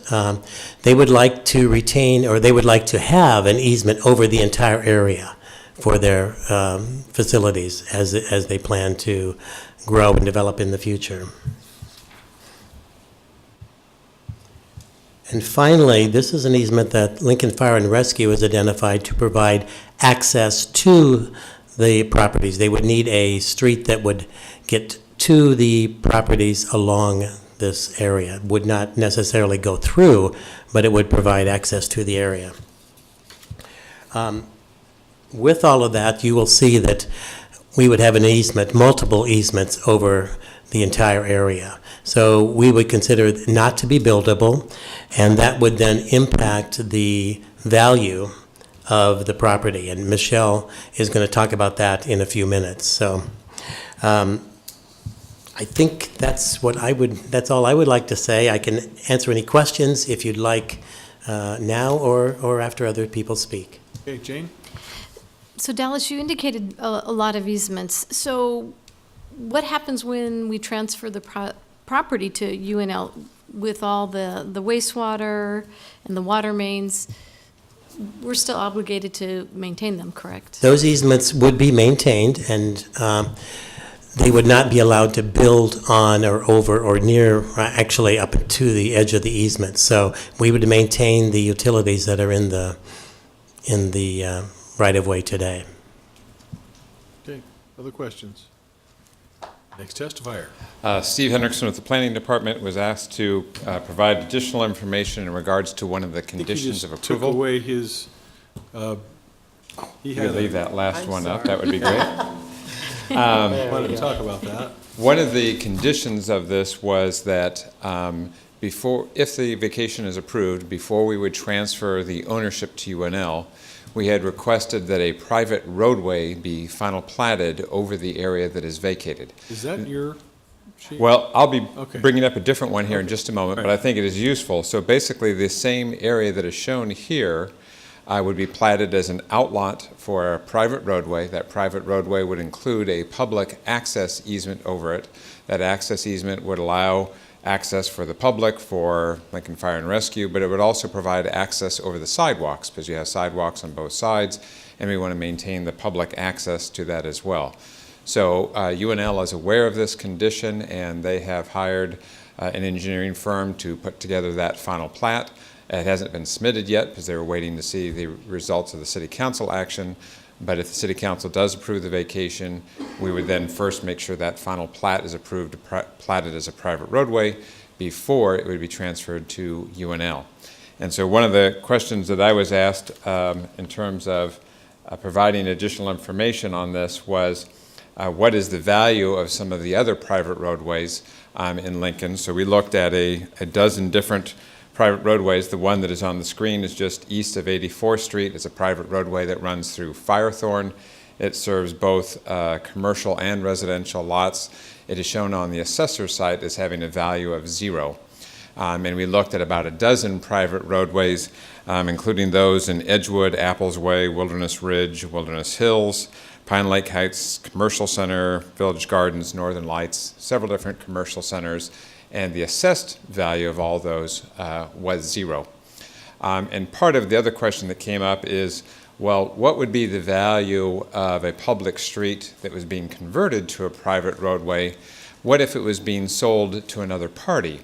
And I was trying to think of I've been with the Planning Department for 28 years, and we haven't really had a circumstance like that. So the best analogy I could come up with is this is Village Drive in Williamsburg Village, which is just simply as given as an example. So this is just south of Old Cheney Road, east of 34th Street. I'm assuming that the Williamsburg Commercial Association, for purposes of an example, asked us to vacate that street. Let's say they wanted to hold street markets, they wanted more flexibility.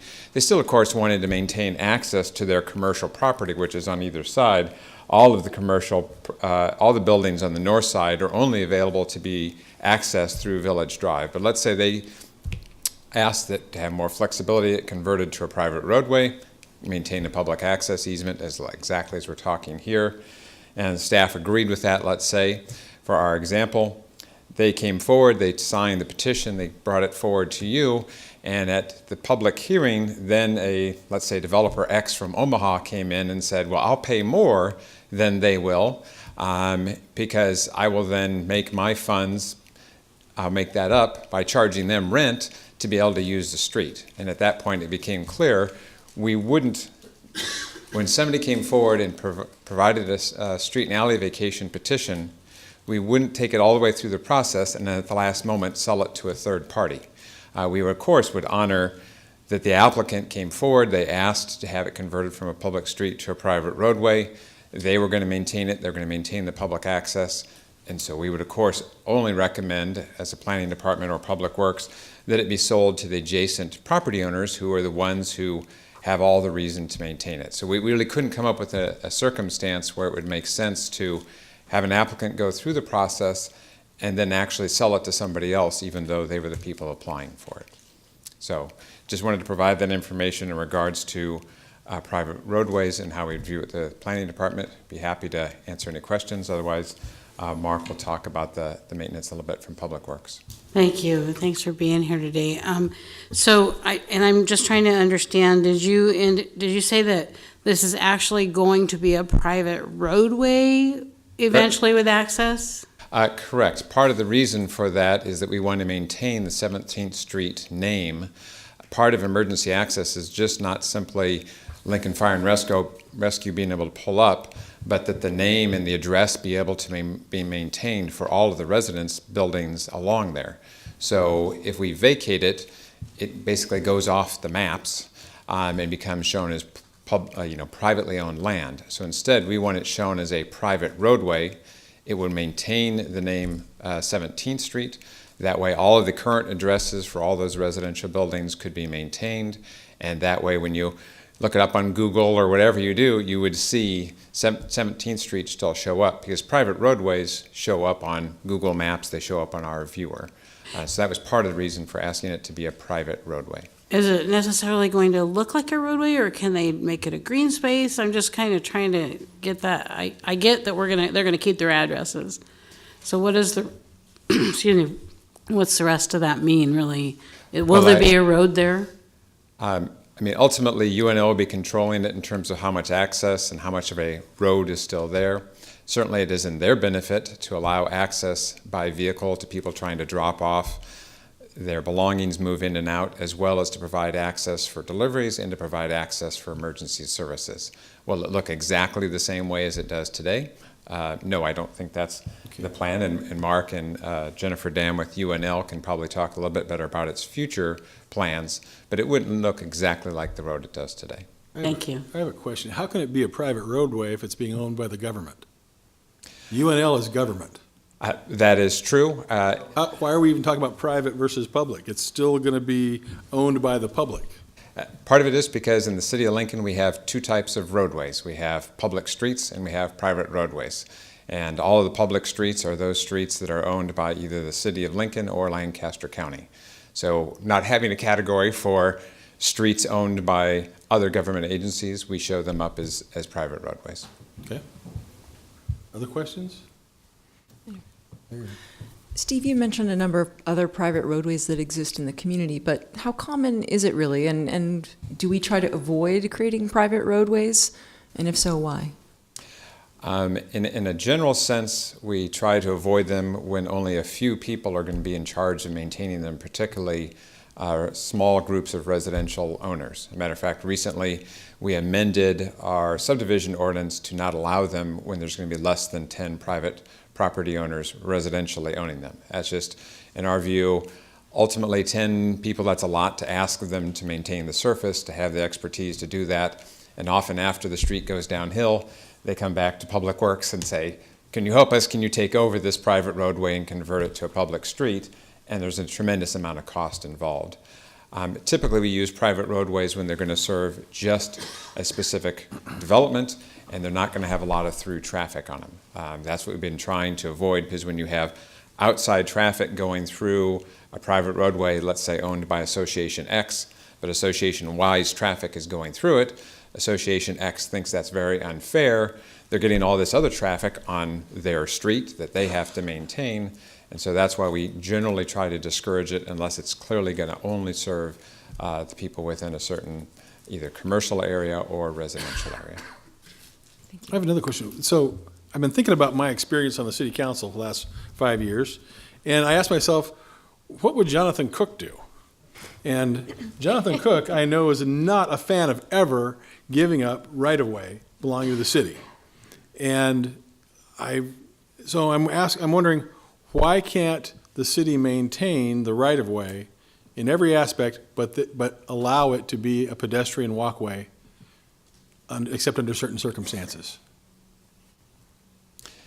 You mean in terms of not vacating the street then? Not or- vacating the right-of-way, but allowing UNL to use it as they see fit until we decide something else might need to happen. It preserves our rights on the eventuality that someday we might want to make it a functional street again. I think I'd ask Mark and Jennifer Dan with UNL, who were both part of that initial discussion when they were looking at all the options, to kind of address what were some of the positives in terms of having it be a private roadway or versus a public street. Yeah, so Mark Lucha Harms with Public Works and Utilities. I guess just to respond to that question specifically, from Public Works perspective, appreciate the thought or the perspective that maybe there is a need for 17th Street right-of-way someday in the future, but with the construction of Antelope Valley Parkway and the recent conversion of 16th Street to a two-way street, we just don't see the need for that to serve as a street or the need for the right-of-way moving forward. We did a detailed traffic study in partnership with the university 4 or 5 years ago that looked at evaluating the vision of both the Antelope Valley Parkway project and the overlapping goals with UNL's campus master plan, just to confirm that there were no issues ongoing with those two projects. And again, the goals of both of those efforts was to reduce that through traffic through campus and to make it more safe and pedestrian-friendly environment. So I guess just in response to your question, Councilman Christensen, certainly a possibility, but again, we don't see the long-term need for maintaining that right-of-way. Okay. Carl. And I guess related to that, then, I think this is a 3-block stretch. Looks like to me, S to V. Okay. Sounds about right, yeah. So what would be the cost of maintaining a 3-block road like this? Yeah, so there's kind of 3 aspects to the benefit that we, Public Works, would see by not being, I guess, responsible for this segment of roadway. First of all, along this stretch, we have 3 traffic signals. There were also additional 4 traffic signals along the segment of 16th Street, so a total of 7 if you want to look at them together, but 3 along 17th Street. That cost us, Public Works, about $6,000 per year to operate and maintain. That's per year per intersection, so that's one. I'll show you a photo here. As with some other locations across the city, we've got some failing traffic signal infrastructure in this location. Each one of at least 6 of those 7 signalized intersections are near or beyond their useful life that we would consider of 30 years, and here's some photos of what those might look like. It would cost us anywhere between $200,000 and $300,000 per location to replace that infrastructure. So, in the order of $1.5 million of capital cost to rebuild these locations. And then thirdly, that segment of 17th Street itself is probably in need of rehab, milling, and overlay very soon. In fact, it would likely show up in our upcoming CIP if this roadway were kept under our responsibility. And that would be about a $230,000, $250,000 cost to rehab that 3 or 4 block stretch of 17th Street. Thanks. Jane.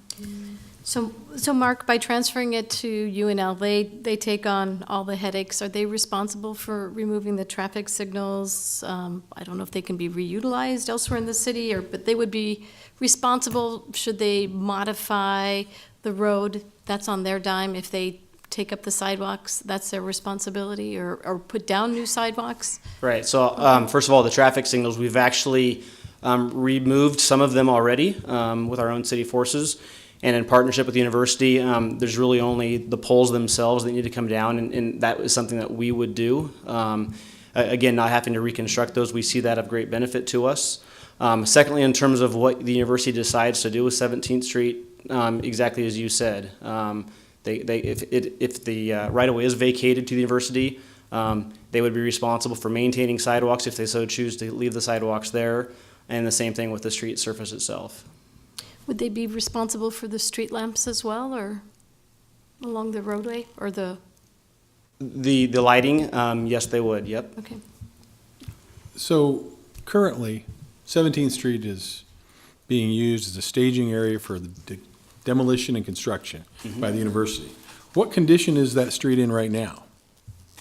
If they were just to walk away and pull all the equipment out of there, would we still be able to drive on it? Yeah, it's my understanding that provisions were made to the street surface itself to protect it during the demolition, as well as during the time in which the debris is being removed. And the construction, the same thing? Yes. Okay, thank you. Anyone else want to testify on this item?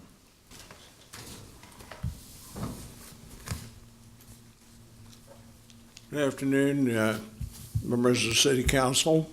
My name is Richard Schmeling. I'm the president of a group called Citizens for Improved Transit.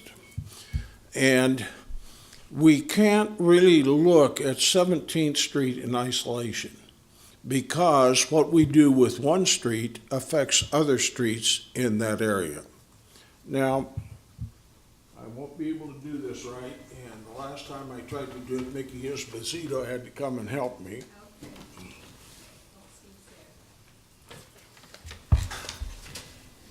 It'll come up. Hang on. Just Okay. gotta wait a moment. There you go. Okay. Yeah, this shows it pretty well. This shows the current StarTran routes that go through campus. We have three regular routes that go through campus. That would be the 42. Richard, if you could stand in front of the microphone, that'd be better. Sure. There you go. Okay. We have three routes that go through the campus. We have the 42 route, then we have the 49 route, and then we have Route 27. Those are the three regular routes that are going through campus. In addition to that, we have a couple of university-specific routes that go through campus. What's happened with 17th Street closed, those buses on the regular routes outbound have to go on 16th Street, and they would come in on 16th Street inbound. What has happened as a result of this change on 16th Street is that all the buses are running considerably behind schedule. StarTran has studied this.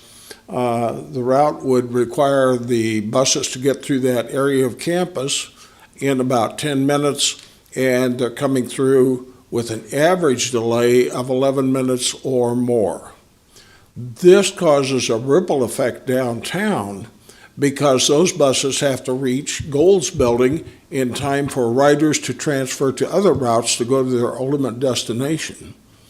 And people are missing their buses and having to wait half an hour or an hour to go to their final destination. Suffice it to say that I'm not convinced that the city traffic engineer had a moment of glory when they made the modification to 16th Street. There are a lot of problems. Taking the signals out at 16th Street has created a situation where you have a four-way stop with unlimited pedestrian flow, and nobody knows when it's their turn to go. I would like permission to play a video to the council, which I recorded last Tuesday, that shows the traffic through that intersection. That's unusual, but I'm going to poll the council members. Do you think that's acceptable? Yeah. Okay, please. Just 5 minutes. As long as it's got to be within your 5 minutes, so keep going. Okay. Dance. I'll give you a little bit for this moment of hesitation where we discussed our wishes, but Schmeling, President of Citizens for Improved Transit. This video was recorded on March 13th of 2018. We are at the intersection of 16th and Vine Street, and the camera is looking from southwest toward the northeast. At this particular point in time, we have some students crossing the intersection. Vehicular traffic is very light. We will soon see, however, that we have a period where the university classes are changing and our pedestrian traffic will pick up. This will also cause additional delay for the vehicular traffic. At this intersection, you'll see a variety of traffic. You'll see automobiles. You'll see a number of StarTran buses. you'll see bicycles, you'll see motorcycles. If we captured it here, we even had a Segway that came through the intersection. The intersection used to be a signaled intersection, and 16th Street used to be a southbound one-way street. The university then asked the city to revise both 16th and 17th Street through campus, and as a result of that revision, 17th Street has been closed off, 16th Street has become a two-way street, and the traffic control at this intersection went from automatic traffic signals to four-way stop signs. You can see the four-way stop signs on the opposite corner of the intersection. Can you fast forward that to where we see the congestion? Yes. The problem with what the traffic engineers and the university have come up with is that we've created an extremely dangerous situation at this intersection. Here comes a StarTran bus into the view. We have 4 StarTran university-specific routes that go through this intersection. We also have some regular StarTran routes that come to this intersection and either turn right or left onto and off of 16th Street. There has... Yeah, okay. This is 30 minutes. Yeah, we need to fast forward through that, I think. Yeah, if we could just do this with the intersection, just hit fast forward. You want to see this portion? Sure. Okay. StarTran drivers have to work with to avoid hitting a bicycle.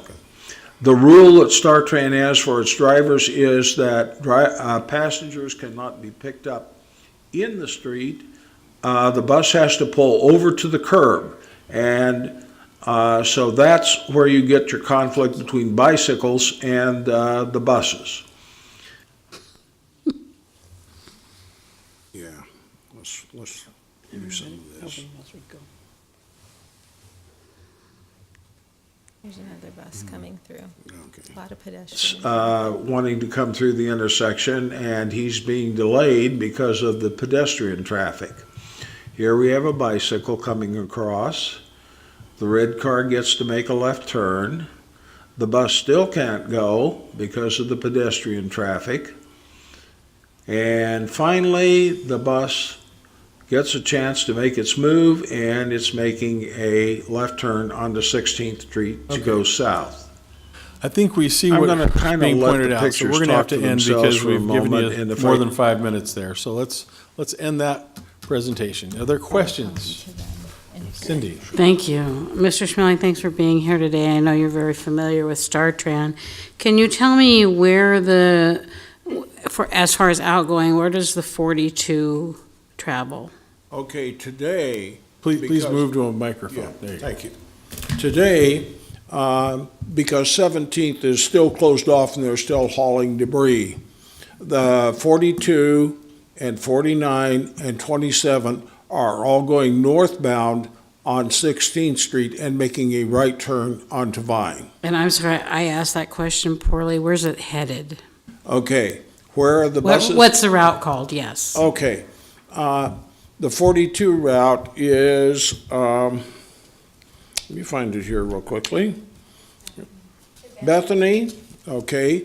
49 is University Place, and 27 goes out to 27th Street on Vine Street and then goes north on 27th all the way to the North Walmart and then loops and comes back. Okay. Do you think if this were signalized, it would solve the pedestrian bus interference problem, slowing down the buses and stuff?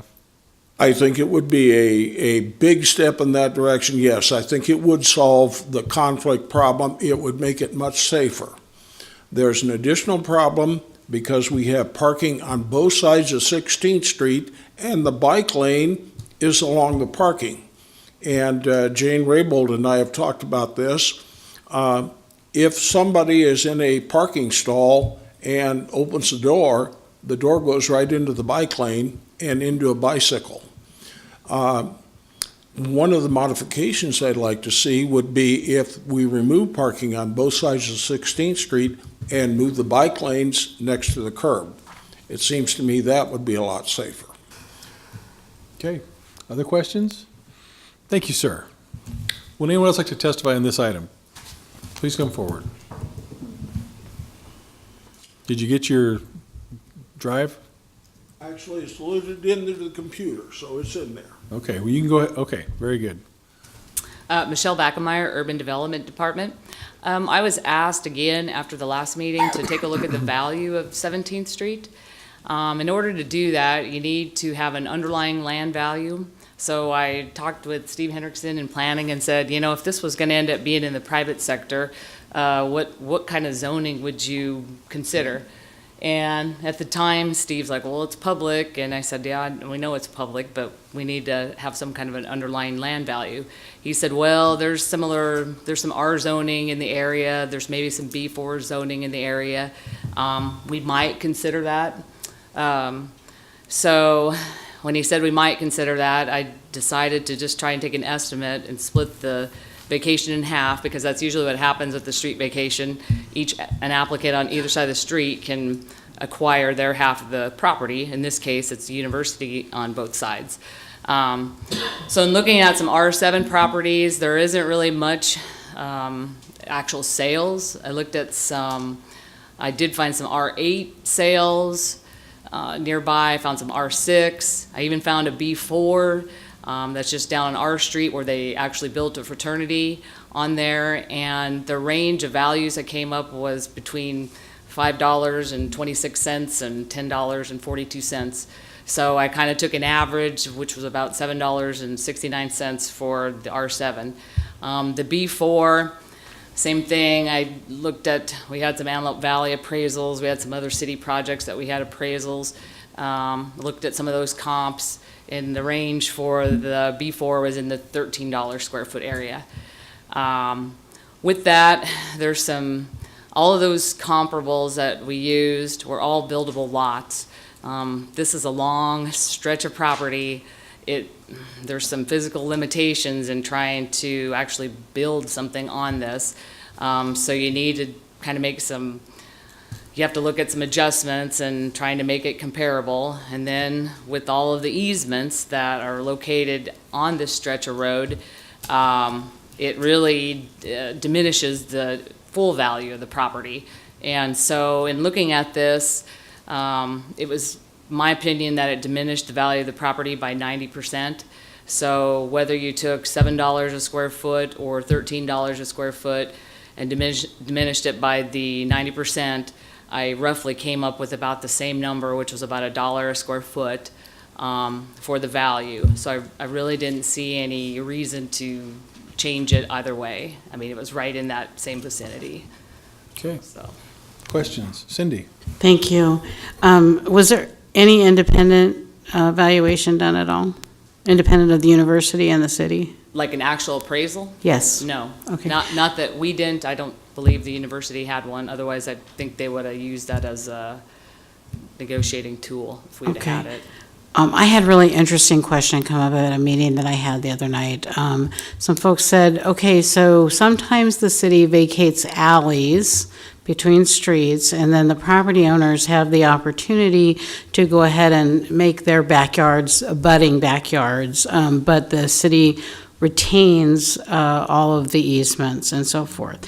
And so when that happens, they had the impression, the folks at this meeting, that folks were charged for that property, and I'm just wondering if you know what they would be charged.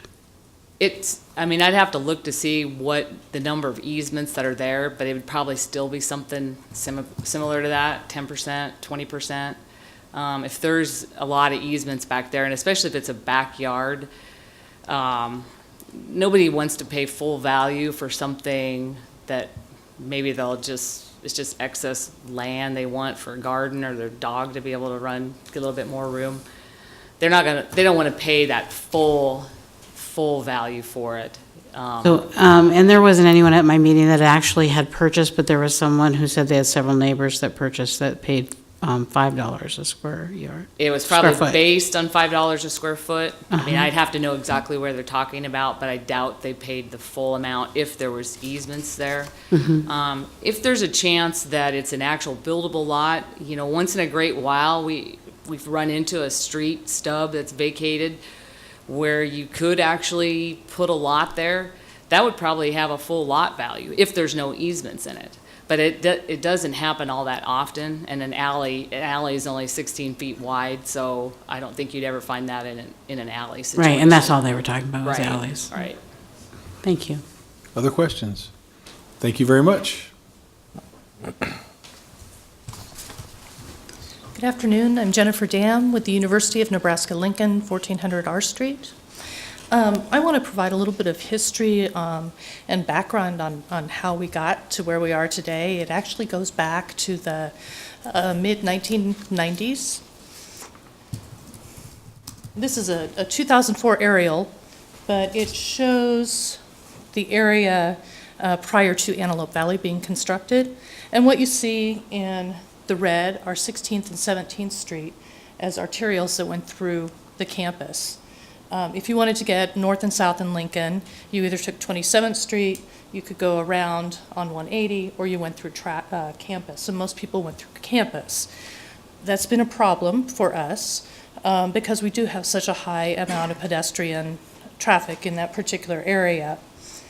So part of the Antelope Valley study, there were 3 partnerships, of course, the city, the NRD, and the university.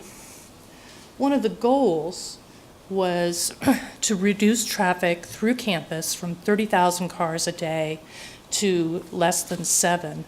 When we worked with Public Works and recently in the last few years and started talking about this, there were still over 17,000 cars a day that were going through campus. The draft single package for Antelope Valley, and I've circled 16th, 17th, and then the key, showed those 2 streets as roadway conversions in the future. We counted on that, and in our 1998 master plan, we show 16th Street, which terminates today at the north end in a parking lot. The segment of 16th Street north of X is actually been vacated and is a private roadway that the university maintains. So then 16th Street would have been 2-way, and 17th Street is cul-de-saced on either end.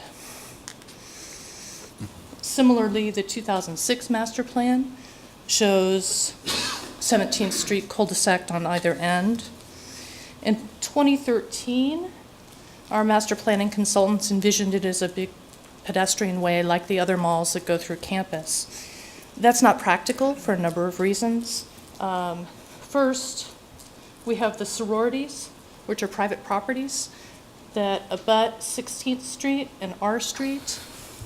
The only access that they have to their properties is through the public alleyway here. That's why we're proposing the vacation be north of generally S Street.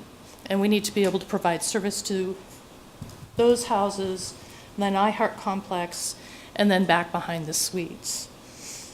Additionally, we want to be able to provide service to the courtyards so that move in, move out, people dropping off groceries, whatever, they have a place to stop. So we're proposing, as been discussed, that you would have a cul-de-sac on the north end, and then it would terminate here, but there's still access for service and the sororities kind of in the middle here. In between would be a pedestrian walkway. We did a study to look at implementing this with the city. It was a joint partnership between the university and the city several years ago. Mark was actually with Schemmer Associates at that time, and he prepared it for us. And our question was, looking at the master plan, and I'll flip back to that, does it make sense? We've got some master planners who said, hey, we've got this great idea, but does it really make sense to put bike lanes in Vine Street, to convert 16th Street to two-way, to close 17th Street? And our master plan also has a parking garage right here, and does that really make sense? So Schemmer Associates took a look at it and they said, The parking garage really doesn't make sense. It does make sense to convert 16th Street. The bike lanes make a lot of sense. The goal is to minimize traffic through campus because you can go around now on Antelope Valley. Okay, And 1 yes, minute. it's okay to close 17th Street. And then again, I showed this last time. We have over 5,000 residents in this area, and a number of students continues to grow. We look at this as something that we've been planning in partnership with the city for over 20 years. There's other areas that we've cooperated and been partners with the city, and that's something we really value and would like to continue. We have no plans to develop the street, and with that, if there are any questions, I'd be happy to answer them. Questions? Jane? Jennifer, thank you for coming down. Mr. Schraling raised a very interesting point. What are your thoughts on having a signal at the intersection that he highlighted? The university would love to see a signal at 16th and Vine Streets. We would love to see that come back. I think the numbers that Public Works have seen, the reduction in number of traffic crashes and that kind of thing, I'm not sure if it meets the warrants, but we, the university, would love to see the signal come back. Okay, other questions? Thank you very much. Would anyone else like to testify?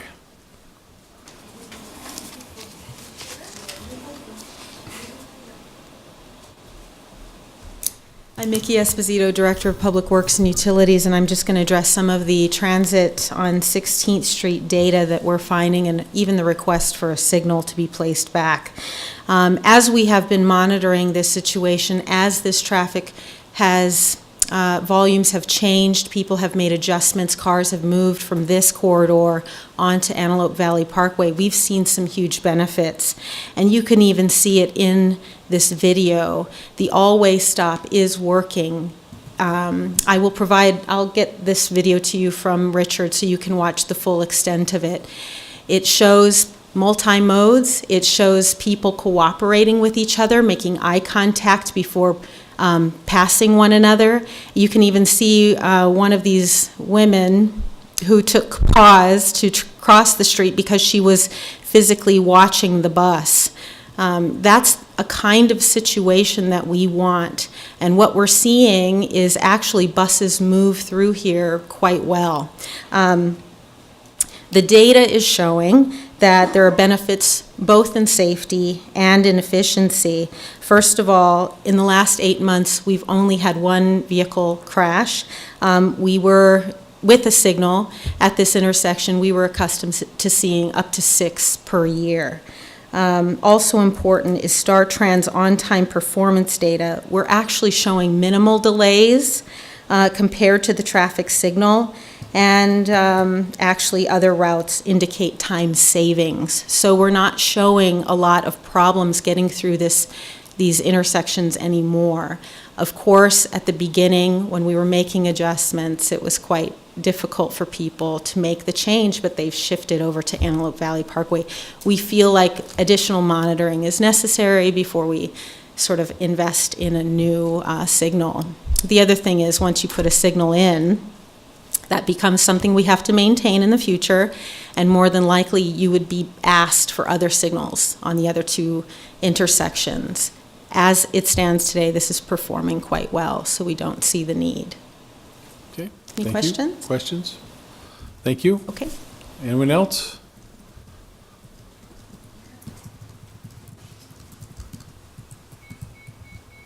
Pat Schurz, 1235 South 13th, Lincoln, Nebraska. I still feel that the students still don't pay any attention to what they're doing. There's probably some that are getting better at it, but there's others that want to be on their phones, and the UNL student staff sit in the office, don't go sit and watch. So I think they need to go ride the city buses to see what's going on before they make any more decisions. Thank you, Pat. Mr. George, come forward.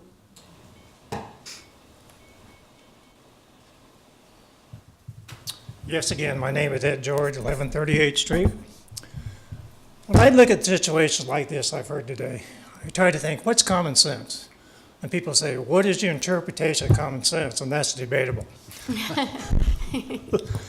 But for today, I've used the opportunity to use the StarTran bus system, and it was presented in a very vivid video of what happens.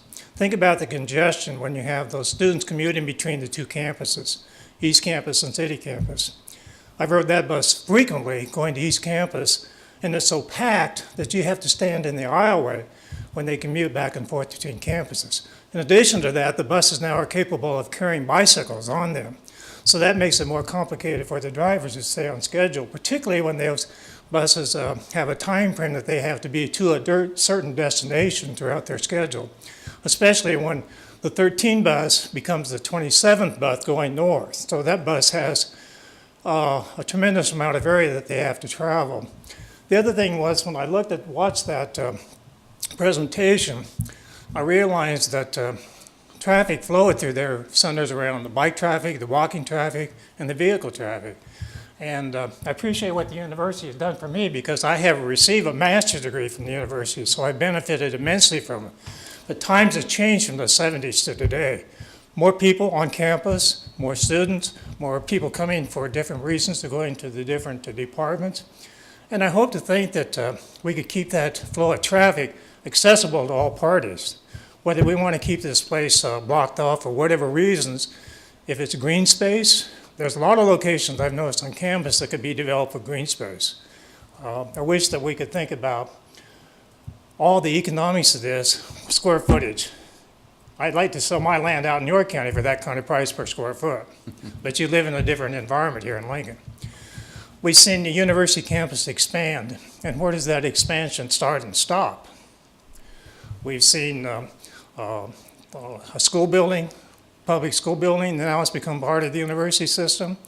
The expansion of that is remarkable. I commend the university for what they're doing, but I think this is a situation that let's keep that flow of traffic for all entities available for everybody, the public, the transportation. You think about when those staff and that faculty and those employed with the university are trying to get to their job at 8:30 in the morning or 9 o'clock and leaving at 4 and 4:30 and 5 o'clock. It's just so complicated.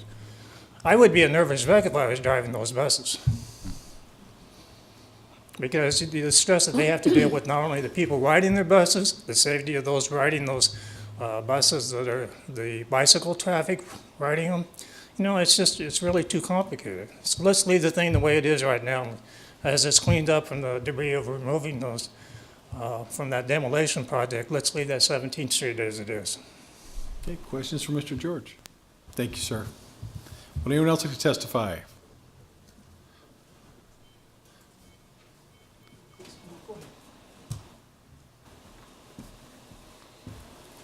Good evening, Chairman Christensen and City Council members. Will Scott, 2900 Sheridan Boulevard, Lincoln, Nebraska. I wanted to testify in support of this. I think it's a real opportunity for the city to collaborate with the university and enhance one of the city's and state's biggest gems. I think it reduces the pedestrian vehicular conflict. It enhances also the student experience on campus.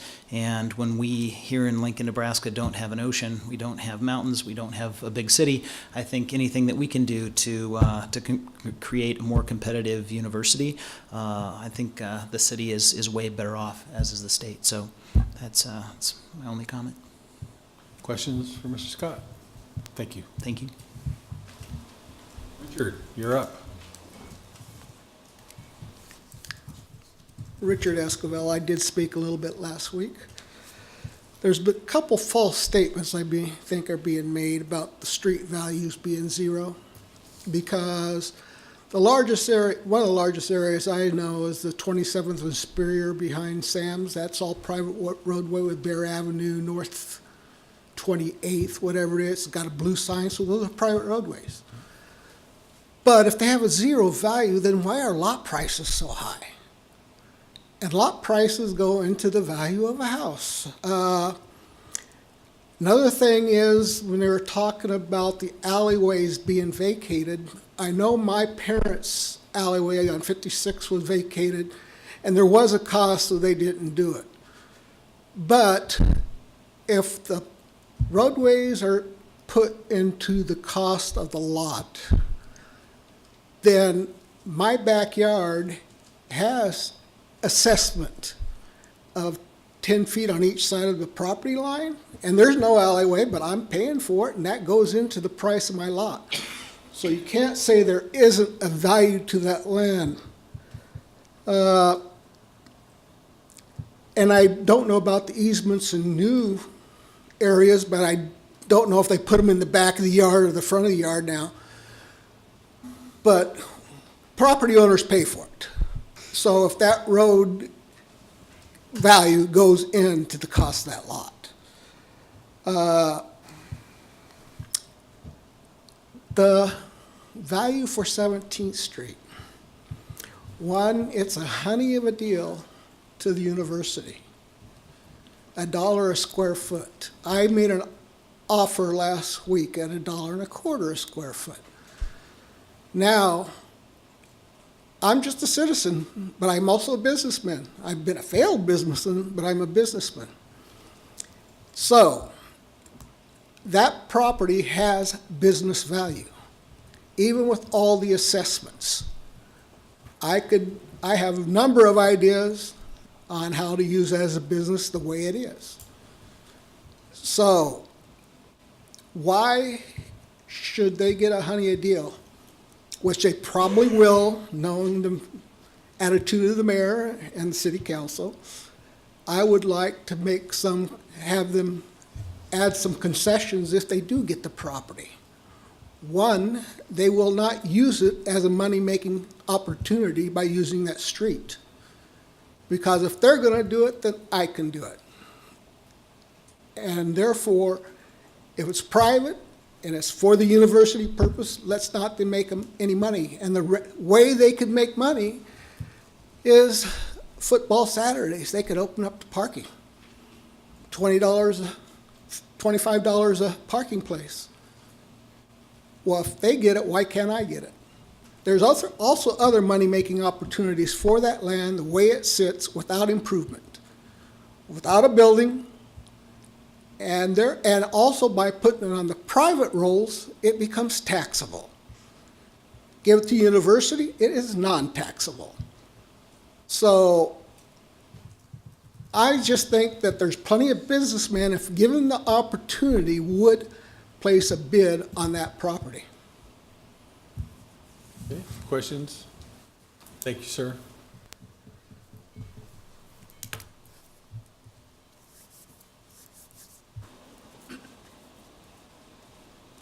Richard Hollerson, 6311 Inverness Road. When I started the university in 1964, 13th Street ran through the university. And I admit that was a zoo, especially at class change, and that needed to be changed. But here, I've heard the testimonies, kind of like the administration has talked down the value from $7 to $13 a foot. Somehow now it's their opinion, well, if I diminish it, we go back to $1 a foot, which was bid, you know. And I think, well, let's stick with 7 or 13. And actually, I'm not so sure we should do this. Because like, what's the public benefit? Not the university's benefit, but public benefit.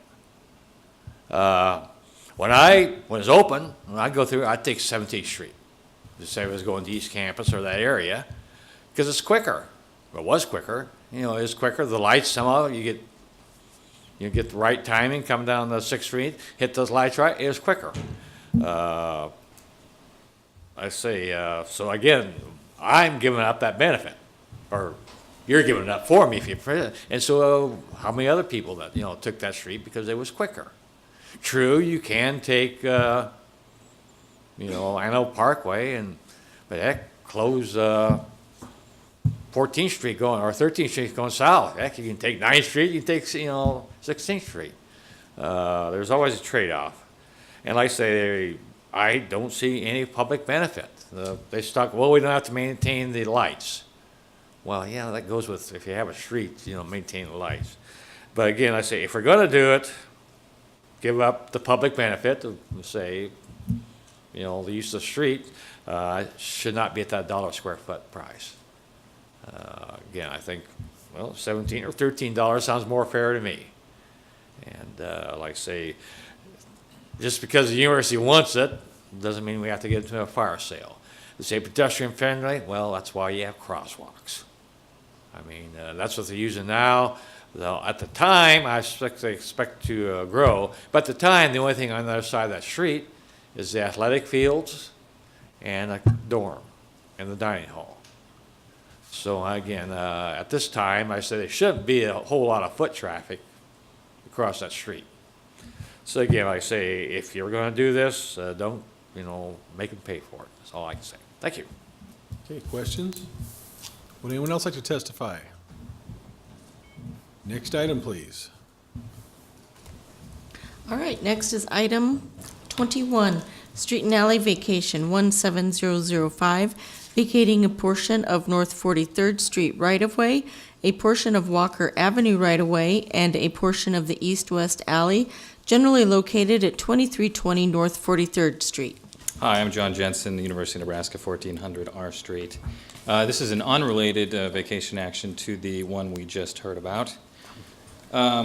This was filed as a result of the university acquiring a private residency basically within the boundaries of East Campus next to Layton Avenue. The property acquired is just to the east of what we are requesting be vacated.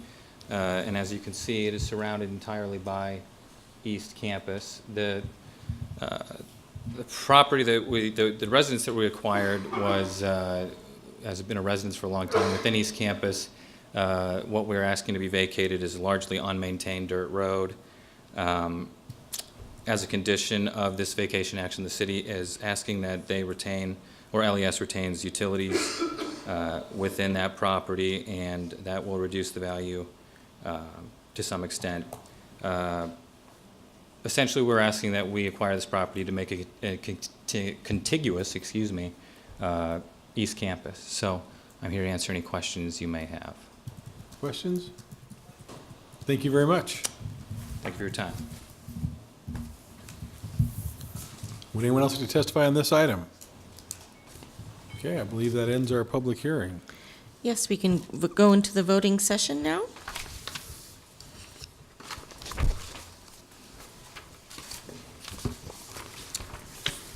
There are no public hearing resolutions to vote on. Public hearing ordinances second reading and related resolutions are items 17 through 19.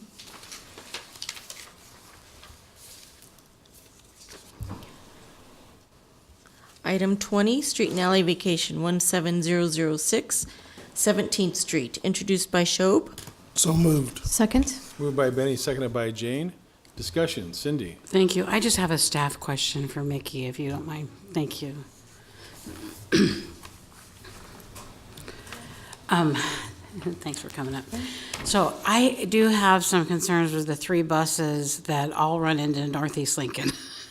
So 42 and 49 and 27. And I know there are a couple buses that we were told that are university dedicated buses, and I'm not going to deal with those because I think those, they can make their own way. But is there, and I see Mike Davis isn't here, so that's why. That's why I'm up here. Yes, right. Okay, very good. So do you know, is there any plan to move those routes to actually use Antelope Valley Parkway? Because I am concerned with an 11-minute lag time above and beyond what they should be doing. Mike is definitely even looking at the current route system, and possibly as we look at this area and monitor it, one of our adjustments may be to adjust route timing. So I know he's examining that. I know he is exploring the possibility of dedicated bus lanes on 17th Street, but that requires a lot more discussion and dialogue with the university. It might not be the right fit. And then possibly stretching route to Antelope Valley. So I think it is all up for discussion. We're just sort of monitoring this situation to see what might be triggered or needed with respect to any changes. And so am I correct that even if we moved those 3 routes over to utilizing, AV Parkway? yeah, the Parkway, at least northbound, that there would still be at least 2 buses serving the university population? That's true. Okay. Yeah, that's true. But I think that we just have not made those decisions. It would require more discussion and dialogue, but we're definitely monitoring and then open to having that. That's a great Thank you. question. And I can have him follow up with you more specifically when he gets back. Benny has a question for you. Thank you, Mr. Chair. Thank you, Ms. Esposito, for coming aboard. I'm still a little concerned about the pedestrian stuff. I'm excited to hear you're still collecting data and still looking at it. Yeah. I do travel occasionally, and Yes. it's not as bad as it was initially, but it's still not fun. And it's. I remember when I was young, my mother told me to look both ways before crossing streets. I don't see people doing that anymore. In this video, you'll see some of it. I'm really proud of the students, and I know Pat has seen a lot of them on their phones, and that is a definite problem. Yeah, and there's a little bit you of bet. jaywalking and a little bit of Yep, small things. So yep. I'm excited to hear you're still collecting data. Yeah. Please keep us informed on that. I I'm will. not sure what's. That's great, and I appreciate your concern, Benny. We are equally concerned and monitoring, but thank you. Okay. Thank you. Any other staff questions? Discussion? Okay, no discussion. Carl? I said to somebody recently, it's hard to teach an old dog new tricks. And as one who used 16th, 17th Street a lot to get to Cindy's district, it was kind of hard to change when this happened. And what I found is, thanks to Greenlight Lincoln, there have been improvements on Antelope Valley Parkway, and that's working a lot better. I've looked at the master plan for the university and sat in on some of those meetings a couple of years ago when that was going on, and understand the expansion of campus, the concentration of more people, and the need for doing this. So I get what's being done and why. I think from just the standpoint of a partnership between the city and the university, it's really important that we work together on things like this. For example, we've got coming out the bike share program very soon.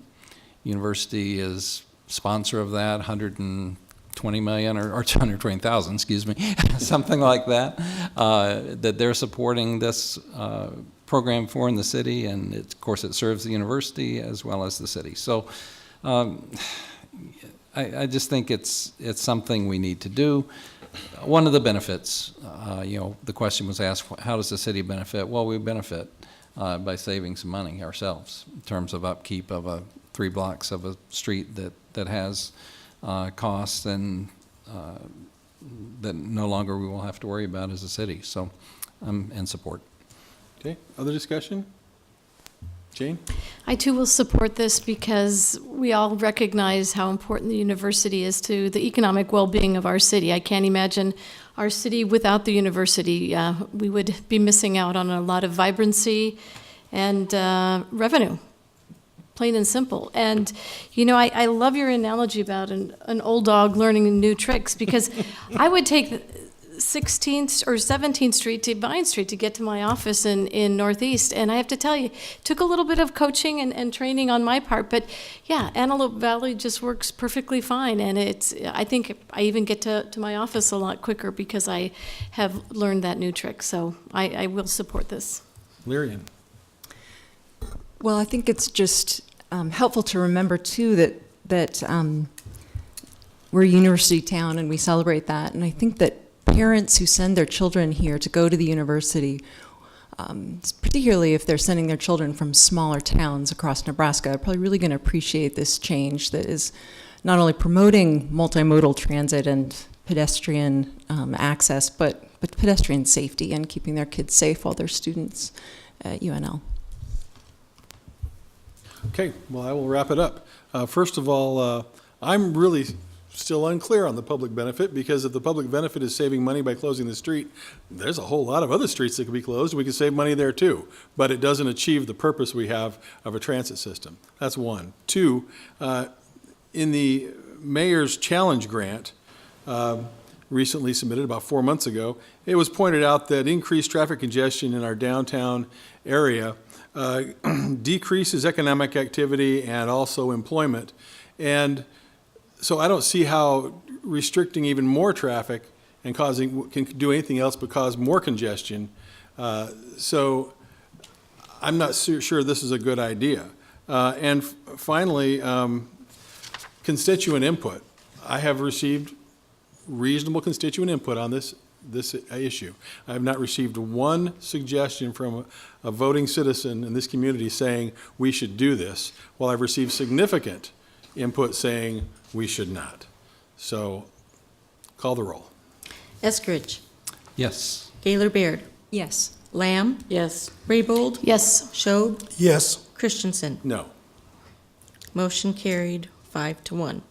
Item 21, Street and Alley Vacation 17005. This is North 43rd Street, a portion of Walker Avenue, and the East-West Alley, introduced by Raybold. So moved. Second. Moved by Jane, seconded by Benny. Discussion. Please call the roll. Eskridge. Yes. Gaylor Baird. Yes. Lamb. Yes. Raybold. Yes. Schob. Yes. Christensen. Yes. Motion carried 6-0. Ordinances third reading. Item 22, Street and Alley Vacation 17008. This is the east-west alley from the east line of South 17th Street to the west line of South 18th Street between K and L, introduced by Raybold. So moved. Second. Moved by Jane, seconded by Carl. Discussion. Benny? So this is the alley in the middle of the parking lot. Yes. Got it. Please call the roll. Eskridge. Yes. Gaylor Baird. Yes. Lamb. Yes. Raybold. Yes. Schob. Yes. Christensen. Yes. Motion carried 6-0. Item 23, Comp Plan Conformance 18005. This is an amendment to the West O Street redevelopment plan, introduced by Raybold. So moved. Second. Moved by Jane, seconded by Carl. Discussion. Please call the roll. Eskridge. Yes. Gaylor Baird. Yes. Lamb. Yes. Raybold. Yes. Schob. Yes. Christensen. Yes. Motion carried 6-0. Item 24 is change of zone 18001. This is the application of the Lincoln Sports Facility, introduced by Raybold. So moved. Second. Moved by Jane, seconded by Carl. Discussion. Please call the roll. Eskridge. Yes. Gaylor Baird. Yes. Lamb. Yes. Raybold. Yes. Schob. Yes. Christensen. Yes. Motion carried 6-0. Item 25 is special permit 18003. This is the application of Lincoln Sports Facility to develop an indoor sports facility at 150 Southwest 14th Place, introduced by Raybold. So moved. Second. Moved by Jane, seconded by Carl. Discussion. I do. Jane, excuse me, Cindy. Thank you. Pretty excited, actually, about this project. And I understand that our staff actually got a call today from someone saying, wait a minute, what about an indoor BMX? Could we add that? Well, we don't know. You'd have to talk to developers, but it's pretty exciting whenever kids' sports and we're seeing an investment that provides for them to do more in our city. So pretty happy to support this. Carl? And kudos to the West O Business Association. You know, for years and years, the businesses on West O have been raising funds, have established a district to improve that area, and it's because of their work that this organization wants to locate on West O. So good work. And it's a great thing to see it on the south side. Hello. Miriam. And just to follow up on what you said, Carl, I mean, we heard from one of the gentlemen who has a business out there who believes this will be good and beneficial for his business. And, you know, it's helping to bring revitalization to an area that already has existing infrastructure that won't need a continued or new investment from the city. So I'll support it. Please call the roll. Gaylor Baird. Yes. Lamb. Yes. Raybold. Yes. Schob. Yes. Christensen. Yes. Motion carried 6-0. Resolutions on first reading are items 26 and 27. We have no ordinances on first reading. Our pending list date certain are items 28 through 31. Item 28 is coming off for next week. Our pending list are items 32 through 34. Anyone wishing to address the council on a matter not on this agenda and not planned to appear on a future agenda may do so at this time, since it is an open microphone session. Is it? No, I don't think so. this is. Not until next week. That's Or, next, sorry. that's the, it's I'm not. so sorry. It is not a open Yeah. microphone. Today's the 19th, not I the saw you, 12th. Richard, getting anxious there for a moment, but no, it's not. My So, apologies. I will entertain a motion. I move we adjourn. Second. I was going to do a whole John. Moved by Jane, seconded by Benny. Call the roll. Eskridge. Yes. Gaylor Baird. Yes. Lamb. Yes. Raybold. Yes. Schob. Yes. Christensen. Yes. Motion carried, We are 6 to adjourned. 0.